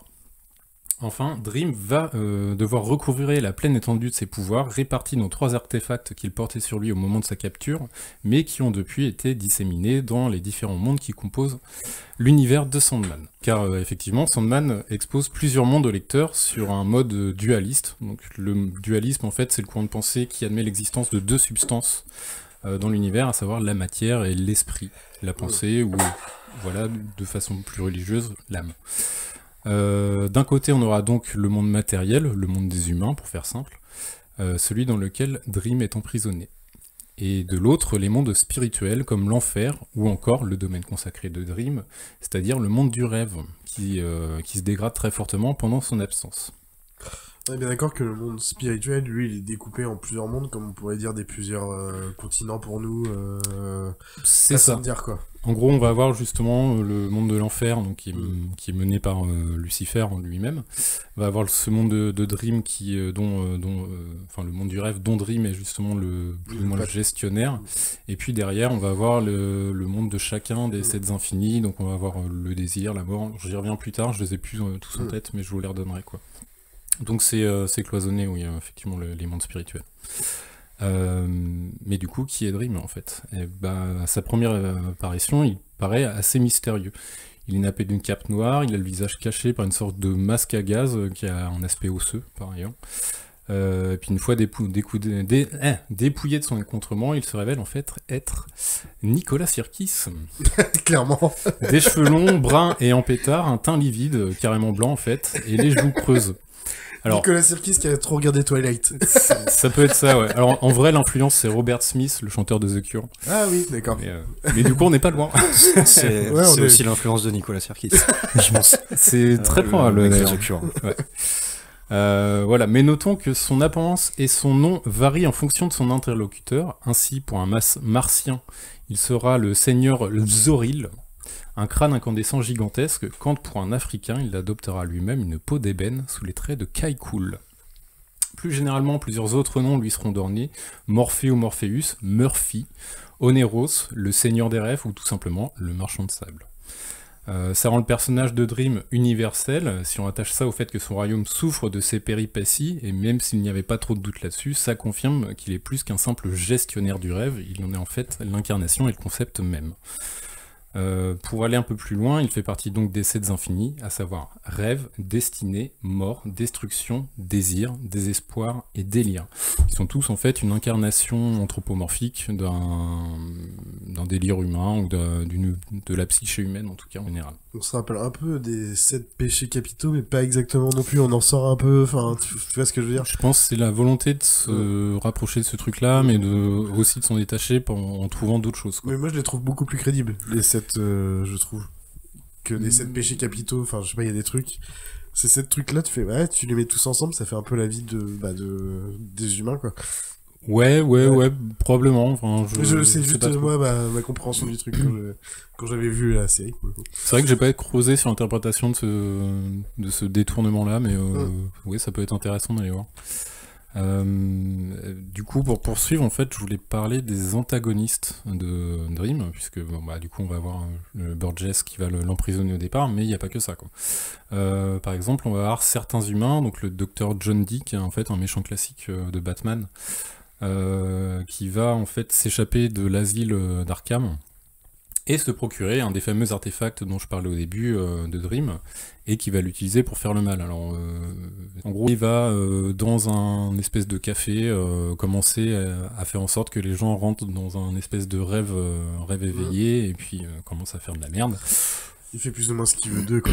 Il fait ce qu'il veut d'eux, et ça va finir en tuerie assez immonde, ou suicide collectif, on sait pas trop, mais... Il part plus sur la partie cauchemar que sur la partie rêve, parce qu'il pourrait faire l'inverse. Non, parce que eux, ils sont en train de rêver. Ouais, ils vivent un rêve éveillé, mais pendant ce truc-là... il pourrait les emmener vers un rêve plutôt qu'un cauchemar, quoi. Enfin, toi, dans le sens, il pourrait ramener vers un beau truc, des gens qui se rencontrent, machin... il a une action ou pas dessus? Ou il a fait juste rêver? Si, il a une influence dessus, et du coup, en fait, ce qui est encore plus horrible, en fait, c'est que pour eux, c'est un rêve. Ils sont vraiment sur un truc qui est ultra onirique et tout le bordel, sauf qu'ils sont en train de commettre des horreurs sans s'en rendre compte, quoi.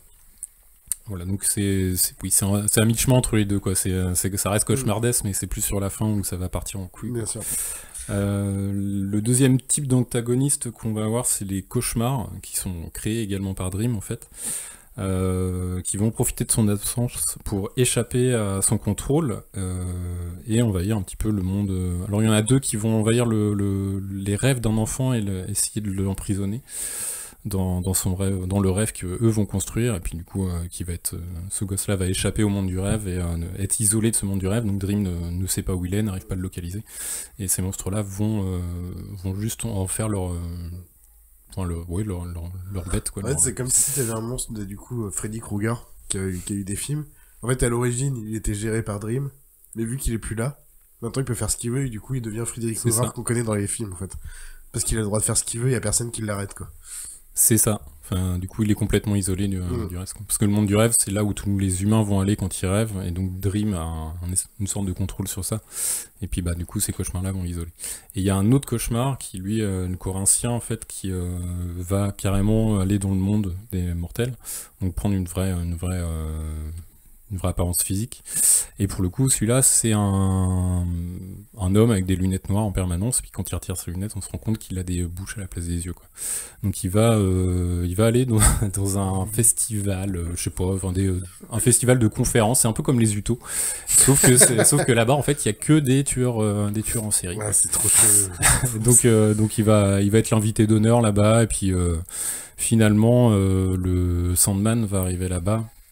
Donc Dream va arriver là-bas et va le détruire d'une simple pichenette. La grosse difficulté pour lui, c'est de le localiser, c'est pas forcément de le détruire, quoi. Et en fait, je me suis un petit peu intéressé à pourquoi il avait rendu aussi ridicule ce personnage-là, quoi, enfin aussi facile à battre. Et c'est en fait à l'époque où Gaiman écrivait ça, il y avait une espèce d'engouement pour les tueurs en série. Donc il a dit bah moi j'en ai un peu marre de ce truc là, je comprends pas pourquoi tout le monde se fascine pour ça, donc je vais les rendre ridicules en fait ces gens là, quoi. D'où le fait qu'en fait tous les tueurs en série sont nuls à chier, quoi. Enfin, c'est des comptables en fait, quoi. Ouais, non, ils sont un peu nuls, c'est des putains de comptables. Voilà. Et puis les derniers antagonistes qu'il va rencontrer, c'est certains des Infinis eux-mêmes en fait, et principalement Désir, qui n'aime pas du tout Dream, sans qu'on comprenne vraiment pourquoi dans le premier tome en tout cas, qui est un antagoniste de Désir, de Dream. Pardon.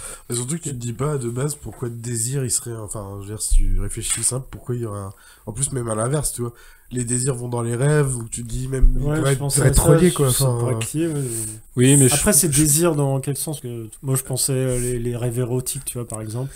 Ah, par exemple, mais ça peut être un désir... En fait, je pense que Désir, c'est un personnage qui veut que les humains assouvissent leurs désirs dans le réel. Mais ça peut être tout, positif ou négatif. C'est vrai qu'il il assouvit ses désirs. Oui, d'une certaine façon, oui. Mais Désir, c'est un personnage qui est très particulier. Déjà, c'est un personnage qui est ultra androgyne, qui lui, pour le coup, est inspiré de David Bowie, mais qui du coup va vivre dans une propre représentation de lui-même ou d'elle-même. On sait jamais d'ailleurs si c'est un homme ou une femme, mais une propre représentation d'elle-même et vivre dans cette représentation au sein du cœur directement, quoi. Donc c'est un personnage que je trouve assez intéressant sur la psychologie, quoi, je dirais. Très égocentrique. Bah c'est ça, mais on va voir que Dream c'est un peu pareil. Voilà, donc avec ce que je vous ai exposé jusque-là, puisque en gros on va voir que Dream va avoir des impacts sur le monde réel et puis essayer de désamorcer un petit peu ces conneries, est-ce que selon vous c'est un super-héros ou pas? J'ai envie de dire, je laisse les autres puisqu'ils connaissent pas du tout. Donc... je pense que la réponse est non. Bah comme ça n'a pas l'air, ouais. Ouais, c'est plutôt un non, mais du coup je vais vous reprendre la définition selon Jean-Paul Genquin. Donc Jean-Paul Genquin en France c'est un spécialiste du comics et c'est également un éditeur de la revue LGBT BD, ce que j'ai appris pendant l'écriture de cet épisode, mais du coup ça nous renvoie à l'épisode précédent si vous voulez. Donc du coup, selon lui, un super-héros se caractérise par des pouvoirs extraordinaires, un costume distinctif et une double vie. Donc en fait, 3 cases que coche Dream. Mais... La double vie, c'est indispensable. Ouais, c'est... T'as ta vie de super... Ouais, si, parce qu'au début, en tout cas, ils ont la double vie, en général. Parce que je suis sûr que t'as des super-héros qui n'ont pas de double vie. On va dire super-héros classique dans ce cas, c'est au prochain. Oui, par exemple. Ça, t'as dit dans The Boys, ils n'ont pas de double vie. Après, est-ce que c'est vraiment des super-héros? Parce que c'est un peu des anti-héros. Exactement, pour montrer que c'est pas des vrais super-héros. Bon, on va dire dans la vision classique du super-héros, en tout cas, donc, Dream coche toutes ces cases-là. Mais est-ce bien suffisant? Eh ben, j'ai envie de dire non, en fait. La question du positionnement moral est aussi à mettre en perspective. Et sur ce dernier point, c'est plus qu'ambigu, en fait. Dream agit selon ce qui est juste, mais en étant dénué de compassion et d'altruisme. Ces actes sont décidés selon ce qui doit ou ne doit pas être, mais pas forcément en vertu d'une distinction entre le bien et le mal. Il est imbu sa personne et égoïste, et par ailleurs il montre n'avoir aucun scrupule à tuer. On apprendra plus tard qu'il n'a pas le droit de tuer, mais il se débrouille, s'il pouvait, il le ferait, quoi. Par exemple, lorsqu'il appréhende John Dee, celui-ci lui demande s'il compte le tuer, ce à quoi Sandman répond placidement peut-être, oui. Alors c'est cette bulle-là que je vous ai montré tout à l'heure. Mais du coup, en quoi il a une double personnalité? Il a une double vie parce qu'il va agir à la fois sur le monde des rêves et puis pendant cette période, il va devoir rattraper un peu ses conneries, agir aussi sur le monde des humains. Et du coup, il va envoyer un corbeau pour faire l'espion pour lui et puis essayer de pas faire trop de vagues aussi pendant qu'il est dans le monde des humains, quoi. Ouais, je trouve c'est un peu tricky. C'est un peu tricky, quoi. Genre, je me suis fait chier à faire des études pour rien, quoi. À d'autres, c'est bon, tu ne l'auras pas comme ça. Trop chiant, merde, on peut pas vous avoir, les mecs. Voilà. Du coup, je voulais faire un petit focus sur la mort aussi, que je trouve un personnage qui est assez intéressant au sein de la BD et aussi au sein de la série d'ailleurs. Pour ceux qui ont vu la série, en fait, le personnage de la mort, bah, déjà, c'est pas ce personnage décharné de squelette qu'on va voir habituellement dans la tête avec une faux, quoi. C'est plutôt là une jeune fille assez séduisante qui va à un moment donné dans un épisode, enfin dans un des comics ou dans un des épisodes en fonction de ce à quoi on se réfère, va aller prendre la vie d'un vieux monsieur, mais avec beaucoup de compassion, et puis elle va pas le faucher quoi. Elle va pas le faucher quoi, par surprise, et puis de la même façon elle va aussi aller prendre la vie d'un bébé quoi. Tu te dis putain c'est horrible de prendre la vie d'un bébé, sauf qu'en fait elle prend juste un bébé dans les bras, et puis alors dans la BD le bébé parle, ce qui est pas le cas dans la série, elle va lui dire mais quoi, mais c'est tout ce que j'ai, moi j'ai eu que ça quoi. Elle lui dit bah ouais je suis désolé mais il faut que je t'emmène. Ouais, il y a un côté, la mort elle a vraiment conscience de la vie. Ouais, c'est ça. Et du coup, elle est beaucoup plus douce. Du coup, on met une douceur dans la mort, en fait. Dans le personnage de la mort. Ouais, en fait, la mort choisit pas de prendre une vie. C'est une douceur, mais c'est pas... Il y a pas de jugement derrière. Elle s'en fout. C'est comme ça, c'est la mort. Hein, et moi, je trouve que ce personnage est probablement mieux écrit que Dream, sur plein d'aspects. Elle lui gueule dessus aussi, pardon. et du coup, je voulais justement rendre compte de ça par une citation qu'il y a dans la BD, pour le coup. C'est je ne suis ni bénie ni miséricordieuse, je suis moi et c'est tout. J'ai un travail et je le fais. Je suis là pour le vieux et le jeune, l'innocent et le coupable, ceux qui meurent ensemble et celui qui meurt seul. Je suis en voiture, en bateau, en avion, à l'hôpital, en forêt et à l'abattoir. Pour certains, la mort est une délivrance, et pour d'autres, c'est une abomination, une atrocité. Mais à la fin, je suis là, pour tous. Et en fait, ça résume parfaitement ce personnage-là qui est juste... fait son taf en fait quoi, et se fout du reste quoi. En plus moi j'ai parlé de la petite mort il y a 2 épisodes là dans le passage à l'âge adulte. Ouais. C'est la version comique, mais dans les faits le fond c'est ça en fait. C'est comme ça. Je suis la mort. Tu dois être la mort, donc tu deviendras la mort, donc là c'est vraiment la faucheuse pour le coup pour l'imagerie. Ouais. Mais c'est telle personne parce que c'est comme ça. Enfin il y a pas de jugement, il y a pas de, comme tu disais, il y a pas de c'est comme ça. Et ouais, du coup, oui, ça rejoint un petit peu. Ça rejoint complètement. Le fond, en tout cas, pas la façon dont c'est présenté, clairement pas. mais le fond est le même. Non, mais en fait, si je parle de ça, alors en plus, c'est parce que je trouve que ça rejoint pas mal la psychologie de Dream, qui, pour le coup, se focalise sur ce qui doit ou ne doit pas être, justement, ce que je disais tout à l'heure. Je trouve que cet aspect-là ressort encore plus quand on voit comment se comporte la mort. Parce que du coup, elle fait partie de ces infinis et qu'ils ont un peu la même logique derrière. Quoi. Voilà, alors sur la forme en tout cas du comics, je trouve qu'il n'y a pas de grosse fulgurance. On va avoir un chapitrage qui va pas être trop linéaire, machin, mais finalement c'est pas tant le désir d'écriture de Gaiman que les contraintes éditoriales imposées par DC, à savoir 24 pages par mois, qui vont avoir une influence réelle sur ce truc-là, et pour le coup, je pense qu'il a composé avec ça, il l'a fait admirablement bien, mais que ça a peut-être dégradé un peu son histoire, donc j'en sais rien là-dessus. En tout cas, faut avoir à l'esprit ça, quoi. Côté mise en page, pareil, je trouve qu'il n'y a pas trop d'excentricité, il y a parfois quelques pages qui vont partir en spirale, des choses comme ça, mais c'est pas très présent, donc c'est plutôt sur la mise en scène qui va exceller que sur la mise en page en elle-même, quoi. Si on aurait pu croire, vu que c'est l'imagerie de la rêverie, du cauchemar, il aurait pu faire des trucs un peu excentriques. Ouais, justement, c'est un de mes regrets, quoi. Après, il va jouer pas mal sur les notions d'échelle, des choses comme ça, mais finalement, c'est quelque chose que tu peux faire tenir dans une case classique, quoi. C'est pas, ça part pas vraiment dans les pochettes qui sont plus marquantes, peut-être. Ouais, effectivement, par contre, les pochettes sont absolument somptueuses, quoi. Du coup, j'en ai ramené 2. Puis à l'intérieur, il y a encore d'autres pochettes. Mais voilà. C'est quoi que vous appelez les pochettes? Les couvertures. Les couvertures en elles-mêmes. T'as toutes les originales dedans, parce que là, c'est non, mais qu'est-ce que je peux retrouver?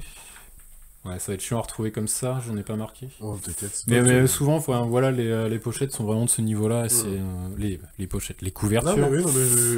Sont de ce niveau-là, elles sont magnifiques, quoi. Ouais, c'est vrai qu'elles sont jolies.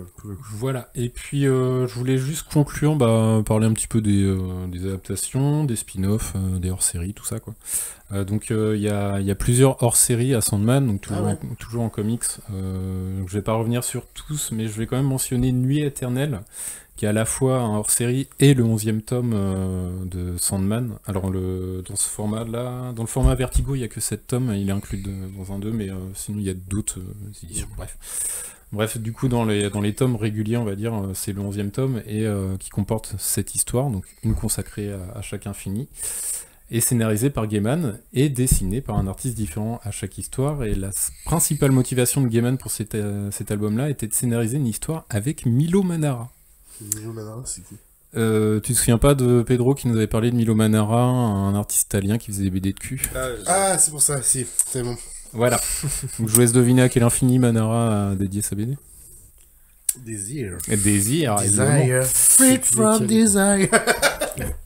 Côté adaptation aussi, on a eu du coup droit à la série Netflix qui est pilotée par Neil himself. Ah oui. Ouais, c'est pour ça que j'allais te dire, parce que moi j'ai vu la série, pour le coup j'ai pas lu le comics. Mais du coup t'as raconté beaucoup le tome 1, Ouais. Et c'est vraiment très proche pour le coup.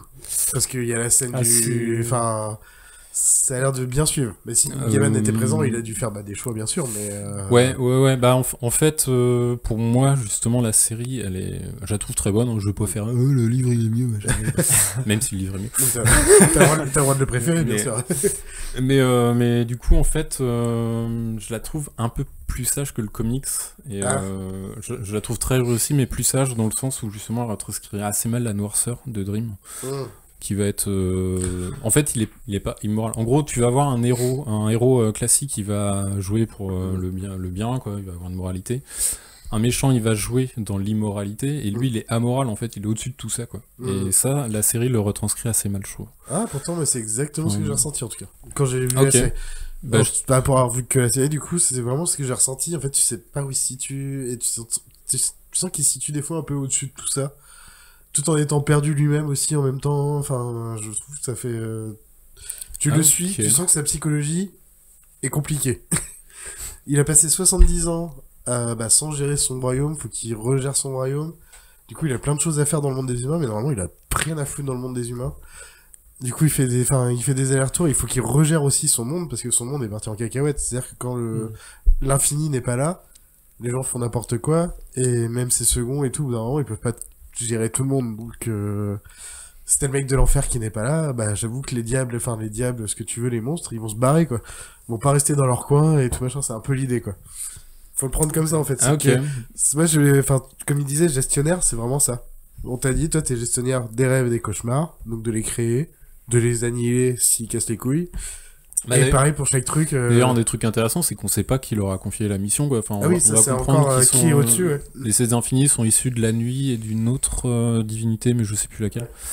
Mais en gros, ils ont juste un petit peu cette mission-là. Ils savent qu'ils ont cette mission-là qui leur est confiée à la naissance du premier être vivant, et que quand le dernier être vivant mourra, ils vont tous disparaître. Il y a un petit côté, je trouve, American God. Ah oui, American God dans l'esprit où c'est les humains qui donnent naissance aux dieux et pas l'inverse. Non, mais de toute façon, on reste très biblique, très Deus Machina un peu. Ouais, c'est ça. Quoi. Mais pour revenir à cet aspect-là de la série, je trouvais que c'était pas très bien retranscrit, mais pour le coup, si tu me dis moi, j'ai fait un truc, j'ai ressenti comme ça. Très bien, quoi. Et la série, c'est un animé ou... Non, c'est un live action. Netflix pour le coup. Voilà. Avec une saison, et je pense que ça retranscrit le premier tome a priori. Les deux premiers. D'accord. Mais du coup, cette série-là, en fait, c'est rien à côté du combo ultime qu'on a loupé. Pour moi, c'est digne d'un Dune par Jodorowsky, en fait, à savoir un Sandman réalisé par putain de Terry Gilliam, quoi. Ça aurait été magique, mais ça n'est jamais arrivé. Pourquoi ? Parce que je pense qu'à l'époque, il n'y a aucun studio qui voulait se lancer dans une œuvre. C'est encore une œuvre qui est réputée inadaptable. Alors, bon, voilà, c'est toujours un petit peu sujet à controverse, ce genre d'allégations-là, mais à l'époque, ça a duré très longtemps où ils se disaient, ouais, c'est pas adaptable, et je pense que Gilliam aurait vraiment fait le taf, parce qu'il avait fait un film qui s'appelait Tideland, qui est une espèce d'Alice au Pays des Merveilles, mais par contre ultra déprimant, ultra glauque, qui tapait justement dans ce registre-là, onirique et tout le bordel, qui fonctionnait bien. Par contre, faut adhérer aussi à sa vision. Je vais détruire tous vos rêves d'enfance, je vais vous les détruire, je vais leur casser la gueule. C'est la version psyché Bad Dream d'Alice au Pionnier. Là, c'est ce que j'ai compris quand on en a parlé, parce que je l'ai pas vu. Hein, Ouais. Bah là, pour le coup, moi j'ai beaucoup aimé le film, mais en même temps, je me suis dit, Terry Gilliam a poussé le bouchon un peu loin en se disant, bon, je vais vraiment faire le connard, quoi. Il est allé au bout, quoi. C'est ça. Du coup, il est pas easy à regarder. Moi, j'avais commencé, c'est un peu... Ça date un peu, je crois. Si je me souviens plus de quand il date. C'était après 12 Monkeys, mais après, je sais plus quand exactement. Oh, les années 90, du coup. 80, peut-être. Ouais, je sais plus. Je sais plus du tout. Peut-être plus 2000 pour Tyler. Ah oui, quand même. D'accord. Ouais. Mais voilà, du coup, c'était la fin de ma chronique. Moi, j'ai adoré en tout cas la série. Pour ceux qui aiment peut-être pas lire. Et ça va continuer la série ou... Oui, normalement, elle est prévue pour être continuée. Des fois, ça prend son temps. En vrai, les séries Netflix, ça sort pas tous les ans. Oui, ça peut prendre 2 ans. Moi, j'ai très peur. S'ils avaient été sur Amazon, j'aurais peut-être eu moins peur parce que ça fait longtemps qu'ils font confiance à Gaiman pour American Gods et Good Omens, en l'occurrence. Netflix, j'ai peur qu'à un moment donné, ils se disent oh. Après, s'il est toujours là surtout, ils l'ont pas vendu, quoi. À la suite du scénario. Oh, sur le coup, quand il est sorti, je me rappelle que... Je sais pas si ça a marché, j'en ai aucune idée. Je sais qu'il prévoit la saison 2, ça c'est sûr. Bah très bien, on verra ce que ça donne. Moi je pense que je vais continuer les comics, parce que là j'ai lu... De toute façon, en même temps, toujours regarder l'œuvre originale, c'est toujours mieux, en vrai, faut pas se leurrer. Bon, c'est 2 expériences différentes, je fais pas le jugement de valeur. Hein. Non, mais si tu veux avoir le fond de ce que la personne a voulu présenter à l'origine, tu seras assuré là-dessus. Et du coup, le comics aussi continue. Non, là, c'est fini. Alors là, le comics, il est fini chez Vertigo, c'est 7 tomes, mais après, tout le monde a fait son chapitrage un peu comme il voulait, quoi, donc c'est compliqué. Mais Gaiman, il a arrêté... Mais Gaiman... T'as 7 fois ce pavé, là T'as 7 fois ça, ouais, C'est pour peut-être ça même que ça augmente. Je m'étais arrêté au 1, moi. Putain, il y a de la lecture. Il y a de quoi faire, là. Et je vais le lire maintenant. On attend un peu, on veut ton retour. Et puis avec des petits commentaires à chaque page. Oui, t'écris directement dans la BD. C'est d'écrire. C'est vrai que la pochette est magnifique. Ouais. On est d'accord. Bah voilà, on est déjà dans les recommandations de Noël, quoi. Si vous cherchez une bande dessinée pour Noël. En même temps, toutes les œuvres qu'on a présentées, reprenez tous les épisodes. Oui, on peut aussi offrir des DVD. Et ben merci beaucoup Mollusque pour cette présentation. Oui. J'ai cru que t'allais t'endormir pendant mon truc. Pourquoi ? Ah, parce que parce que je griffonnais en même temps, j'ai essayé de griffonner le Sandman. Ah, ok. Mais mon griffonnage est un échec. Mais c'est pas parce que je griffonne que je n'écoute pas, hein. C'est une façon d'être concentré, justement. Tu devrais, tu devrais être plutôt flatté. Je me suis dit peut-être que ma chronique n'est pas digne de ce nom. Si, tu devrais être flatté, c'est que si je griffonnais, c'est que j'étais très con ce que tu disais. Okay. Merci beaucoup. Du coup, je me trouve que Pépé... T'as pas encore eu le temps de beaucoup parler. Voilà, bon, du coup, ça va être à mon tour. T'auras le droit de griffonner, Mollusque, pour ma chronique. Allez, vas-y, un petit son.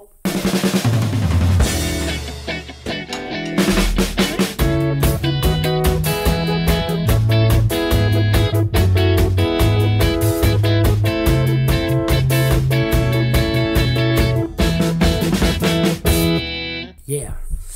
Je vais donc vous parler de La Science des rêves, un film sorti en 2006. C'est le 3e long métrage de Michel Gondry, après Human Nature et Eternal Sunshine of the Spotless Mind. Il s'est envoyé dans le truc, je me suis dit ce qu'il va le dire en entier. Non, mais allez écouter saison 2, épisode 2 du Pop Cruise, où j'avais déjà fait une chronique sur ce film. Ou raconte-moi ta pépite, super... C'est qu'elle a bien présenté aussi. C'est le moment publicité. Ah oui, ça a été présenté aussi sur Raconte-moi ta pépite. Donc il y a plein d'autres épisodes à écouter juste après celui-ci. Par toi aussi.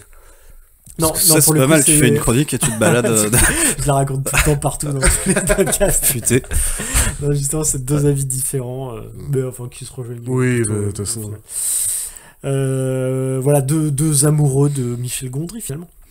Mais là, on va pas parler de Eternal Sunshine, on va plutôt parler de La Science des rêves, avec au casting, Gaël Garcia Bernal dans le rôle de Stéphane Mirou, Charlotte Gainsbourg pour Sny, Alain Chabat pour le rôle de Guy, Emma Decaune pour Zoé, ou encore Miu Miu pour le rôle de Christine Mirou, la maman. Alors, de quoi ça parle? C'est l'histoire de Stéphane, un franco-mexicain de retour à Paris et qui, pour faire plaisir à sa mère, va démarrer un bullshit job. Sauf que Stéphane, c'est un artiste. Plus que ça, c'est un rêveur. Il va faire la rencontre de sa voisine, Stéphanie donc, et une timide relation amoureuse va commencer. Une relation touchante, mêlée d'excentricité et d'absurdité, de poésie et de tendresse. Et au milieu de tout cela, il y a Guy, qui contraste terriblement avec la naïveté puérile de Stéphane. L'un est d'une gentillesse pure, l'autre est le pire des gros beaufs. Mais pas méchant non plus. C'est un cynique. Voilà. Guy, c'est Alain Chabat, c'est ça? Oui. Ouais. Okay. Donc une histoire d'amour, donc, a priori toute simple, deux prétendants et un sidekick rigolo. Sauf que c'est pas du tout si simpliste. C'est même terriblement original, encore aujourd'hui. On a affaire à deux personnages enfantins, guidés par leur rêverie, et on pourrait dire de même du réalisateur qui n'a pas perdu son âme d'enfant, et il nous délivre ici une œuvre onirique littéralement extraordinaire. On ne sait pas toujours très bien si on est bercé dans un des rêves de Stéphane, perdu dans son imagination, ou bien ancré dans le réel. Les frontières sont souvent volontairement floues. Gondry avait déjà prouvé son talent à travers ses précédents clips, courts-métrages et films, et il réitère en truffant la science des rêves d'astuces visuelles, d'effets pratiques, de décors amovibles en carton, etc. On ne cherche pas à faire vrai ici, on est dans l'imaginaire. On cherche à faire passer des idées, des émotions et des fantasmes, et c'est très efficace. J'ai quelques exemples pour ceux qui n'auraient pas vu le film. Là, ici, on est trois, on est ici à avoir vu le film. Ouais, désolé. Je fais semblant d'avoir parlé entre vrai là, mais j'y connais rien en fait. C'était en 2006, t'avais pas vu de film encore à l'époque. Ah non, à cette époque-là, j'étais encore gamin, j'avais 8 ans. Donc quelques petits exemples de scènes un peu marquantes, en tout cas qui m'ont marqué moi. Alors qu'on voit notre protagoniste principal s'atteler à une tâche minutieuse au travail, on constate qu'il galère, ses outils sont trop petits, ses mains trop pataudes, puis petit à petit ses mains deviennent de plus en plus grosses que son bureau. Et voilà, du coup il se retrouve avec des mains énormes qui font la taille de son torse, et il y a une scène de combat où il a des grotesques. Ouais. Tu sais où ça vient ça? C'est-à-dire Michel Gondry avait déjà fait ce truc-là avant. Il l'avait déjà fait dans une pub? Non, dans un clip des Foo Fighters. Parce qu'en même temps, ok. Dans Everlong, les Foo Fighters. J'ai pas vu le clip. En gros, t'as un des mecs qui rêve, et dans son rêve, il a sa meuf qui va se faire attaquer, et ses mains vont devenir géantes, il va leur foutre des tartes dans la gueule. C'est trop bien. Du coup, c'est trop drôle, mais j'ai trop envie de voir le clip. Ah bah, regarde-le. Des scènes de combat avec des mains géantes, c'est trop drôle. Même moi, je veux des mains comme ça chez moi. On est bien d'accord que c'est que des effets pratiques, pour le coup. C'est que des... que des effets pratiques. Il n'y a pas du tout de CGI. Non, c'est juste après en 2006, vraiment il n'y avait pas tant que ça, mais il y en avait quand même. C'est du carton, du plastique, ou alors des effets de perspective. Oui, bien sûr. Beaucoup de boîtes à eux aussi. Non mais en vrai.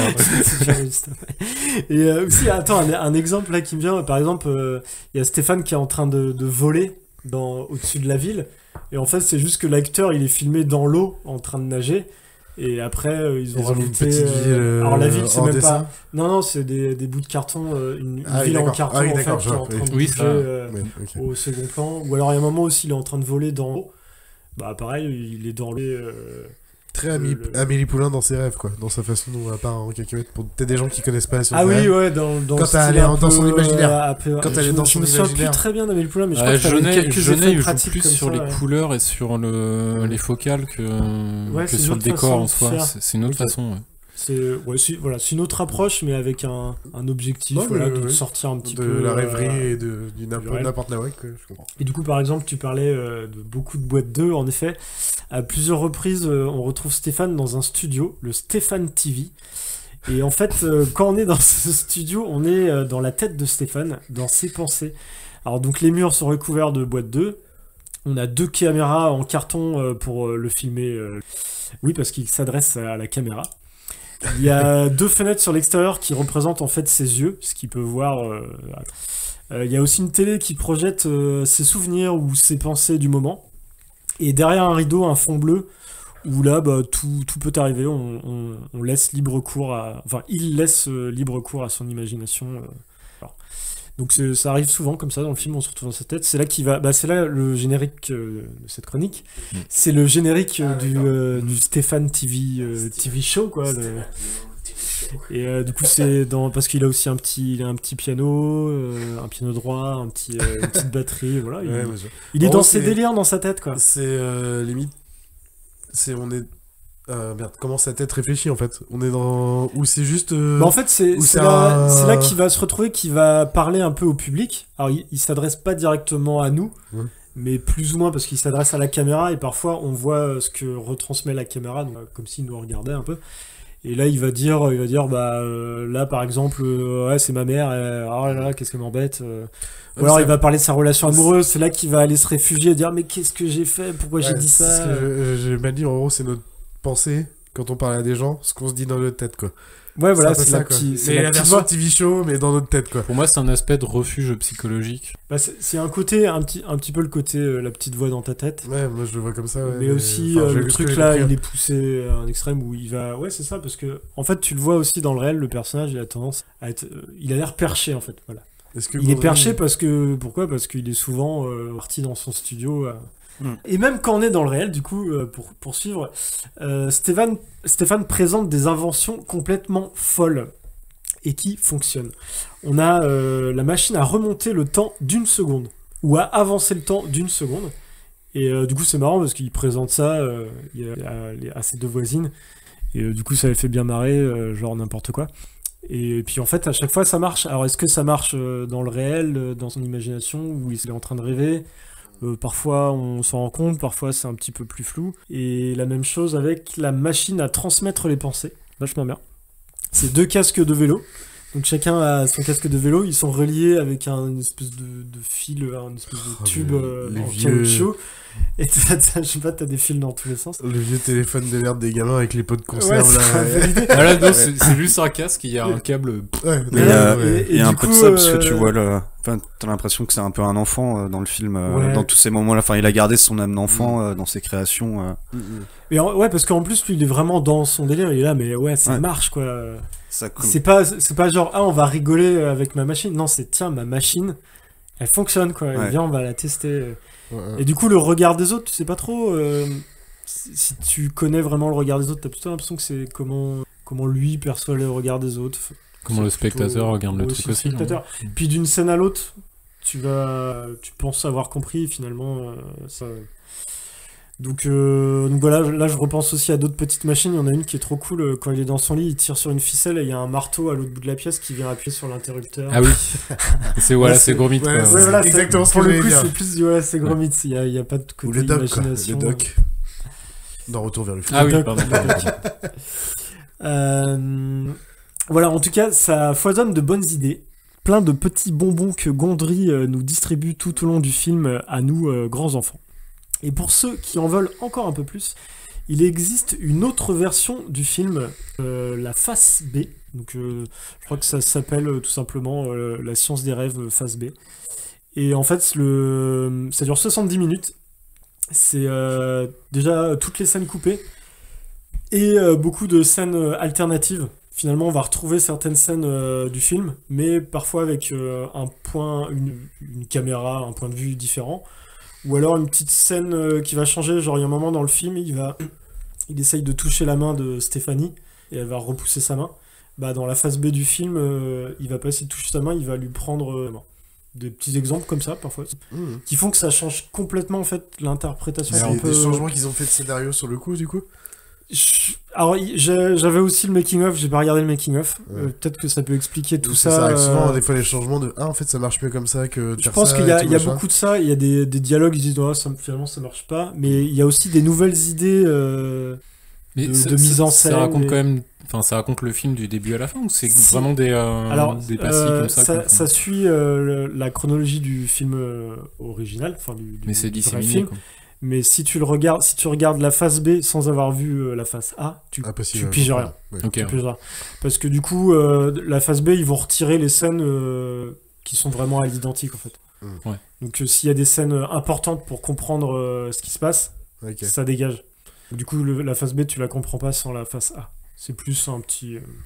Ok. Un bon petit bonus de 70 minutes quand même, mais... Il faudrait se faire un délire à remonter le truc en remplaçant les scènes. Ah oui, ouais, t'aurais moyen de te refaire le les film mettre en en côte-côte quand c'est pas juste la même scène mais pas fait pareil. Mais du coup, tu auras un film de moins bonne qualité. Qui serait non, mais moins, juste, là, c'est juste pour le délire du mec qui adore le cinéma, qui veut voir la réalisation, ouais, le scénario et tout machin. Aussi. C'est pas un délire de film. Hein. Bah pas... Après, il y a sûrement un intérêt à cette phase B parce qu'il y a quand même un effort de montage, tu vois. C'est monté tout du long. Ils sont fait chier à faire un putain de. Parce de que plus, je pense pas que ce soit des prises ratées. C'est parce que t'as vraiment des scènes, c'est joué, c'est pas les mêmes dialogues. Rien que la première scène quand il arrive chez lui, enfin chez sa mère, il y a un dialogue avec la concierge. C'est pas du tout le même dialogue, c'est pas filmé du tout. Peut-être qu'ils ont fait des essais, tu vois, ils se sont dit tiens. Parce que, du coup, je l'avais vu parce que je l'ai maté avant un petit peu. Mais du coup, je croyais que le phase B c'était justement making of, donc je m'y suis pas intéressé. Bah pour moi, c'est une sorte de making of. Ça fait partie du making of. Non, t'as le making of, t'as le making of à côté. Et c'était peut-être plus intéressant que de faire une version longue. Par exemple, toi, il y a d'autres petites idées. Il y a un moment, il a une machine. Il crée des espèces de jumelles. Je sais plus trop exactement. Il a des jumelles. C'est lunettes à voir 3D la vraie vie. Ah oui, ça c'est dans le vrai film aussi. Ouais. C'est rigolo ça. Pour voir 3D. Mais la vie c'est déjà en 3D. Oui, mais il sait pas expliquer son truc. Oui, il prend un tableau en 2D. Du coup, quand tu regardes avec les lunettes, tu le vois bouger en 3D. C'est marrant.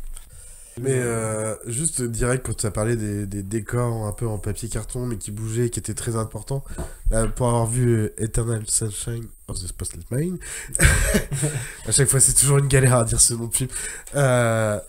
Lui, bah pour le coup, il n'y a pas de papier carton et tout machin.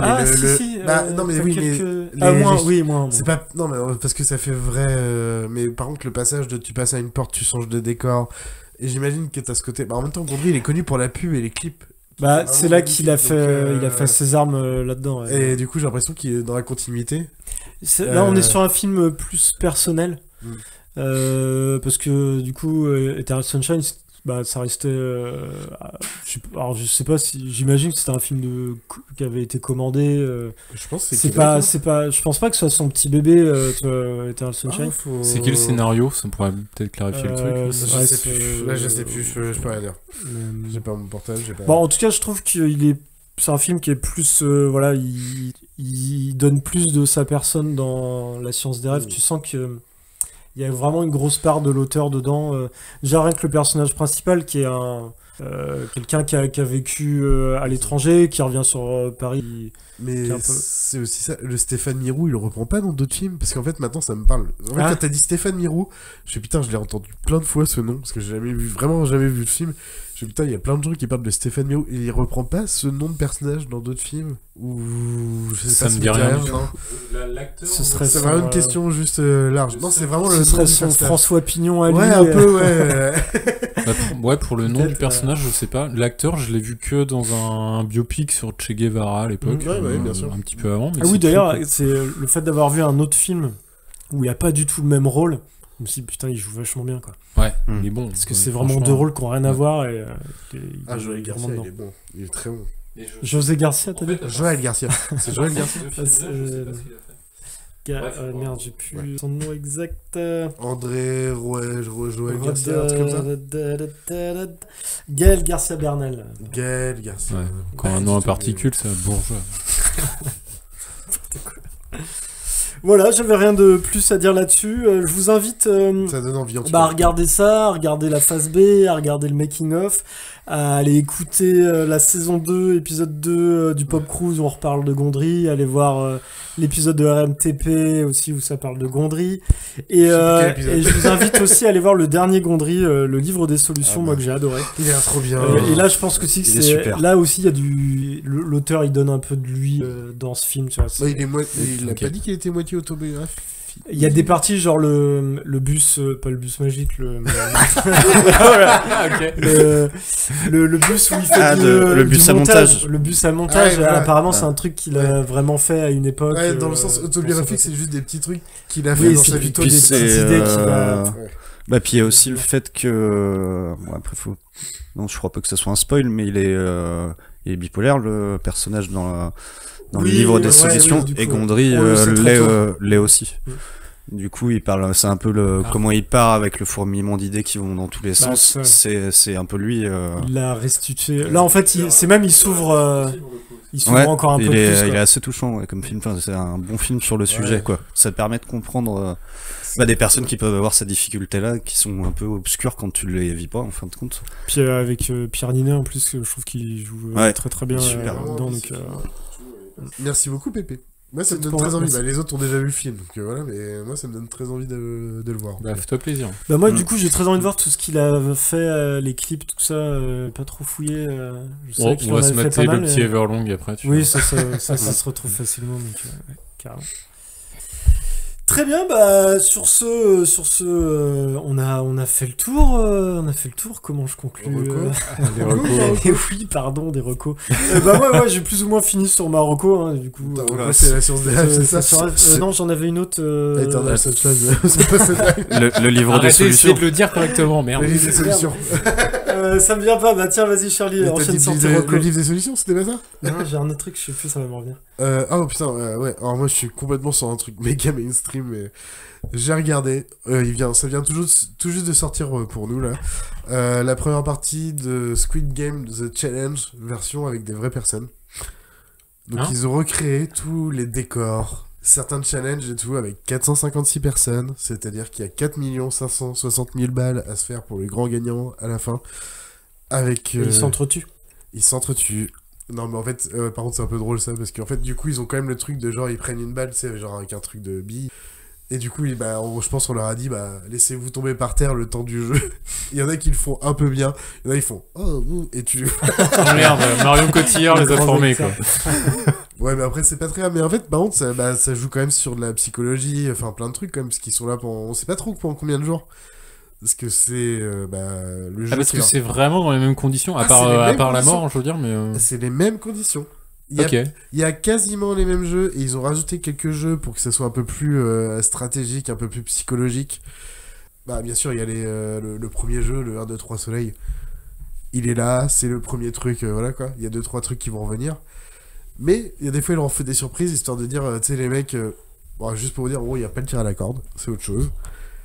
Mais du coup, tout le monde s'est dit, ça va être le tir à la corde là, donc t'as la grosse équipe de mecs, ils ont tourné un autre truc, ils ont essayé de tourner le truc un peu, mais en fait on sait pas depuis combien de temps ils sont là, parce qu'eux ils sont dans un truc fermé, il y a aucune horloge, il y a rien du tout, donc on sait pas depuis combien de temps ils sont là exactement, et au bout d'un moment t'es enfermé, donc du coup psychologiquement c'est un peu compliqué, et tu vois vraiment des gens qui sont il y en a qui doivent pas bien le vivre.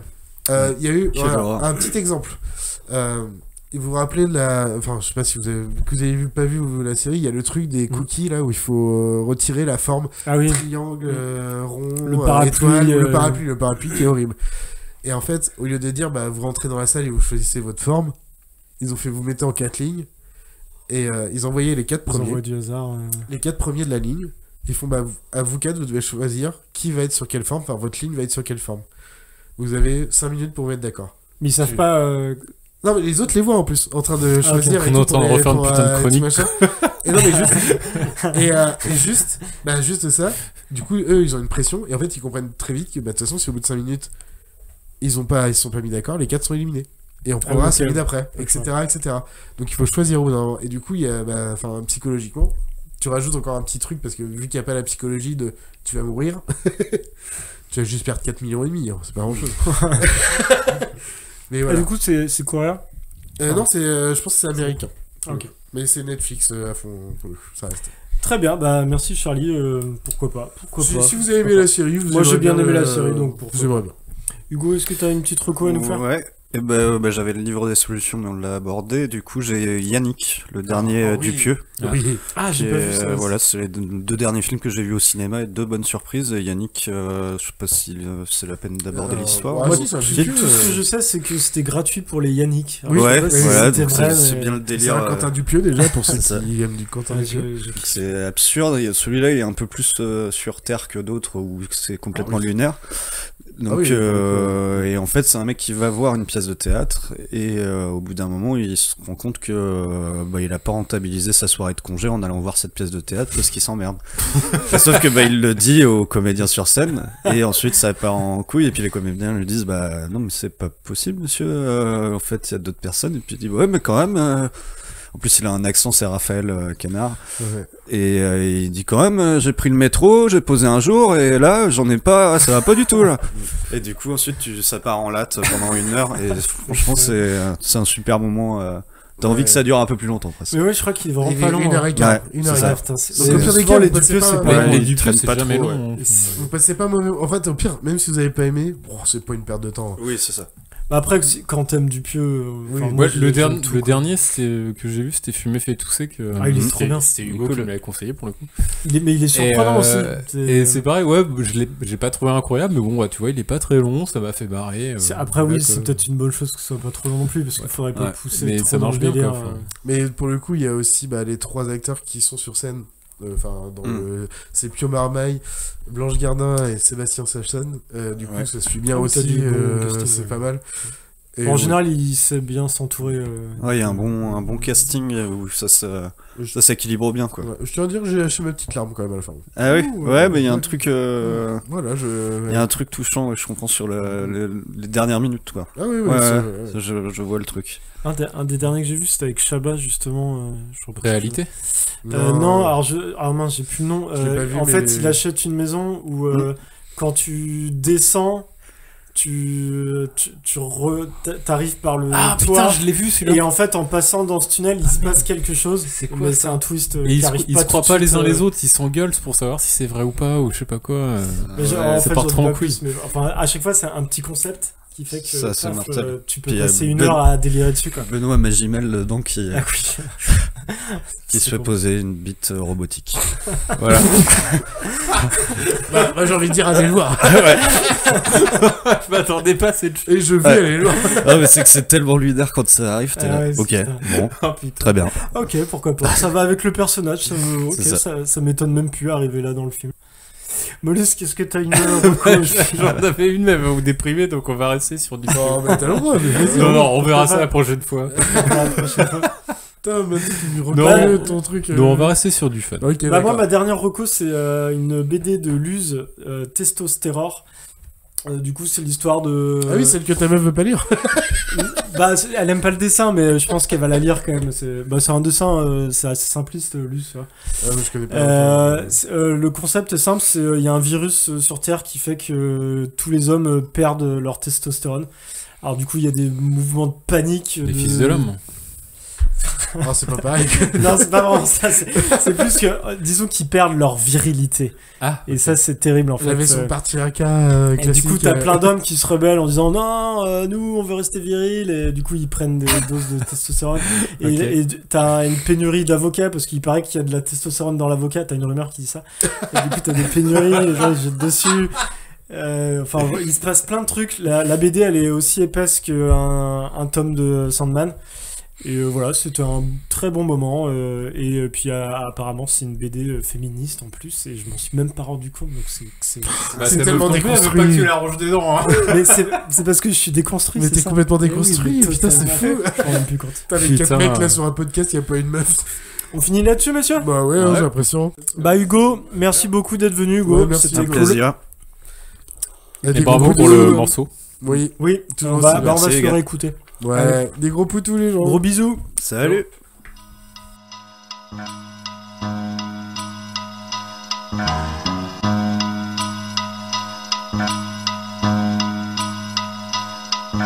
Jeune vagabond des songes et le fugueur involontaire. Dans un échange de ça, jamais les pieds sur terre. Si le réel le ronge, il a trouvé d'autres repères. Pas une, mais 1000 images pour se créer son univers.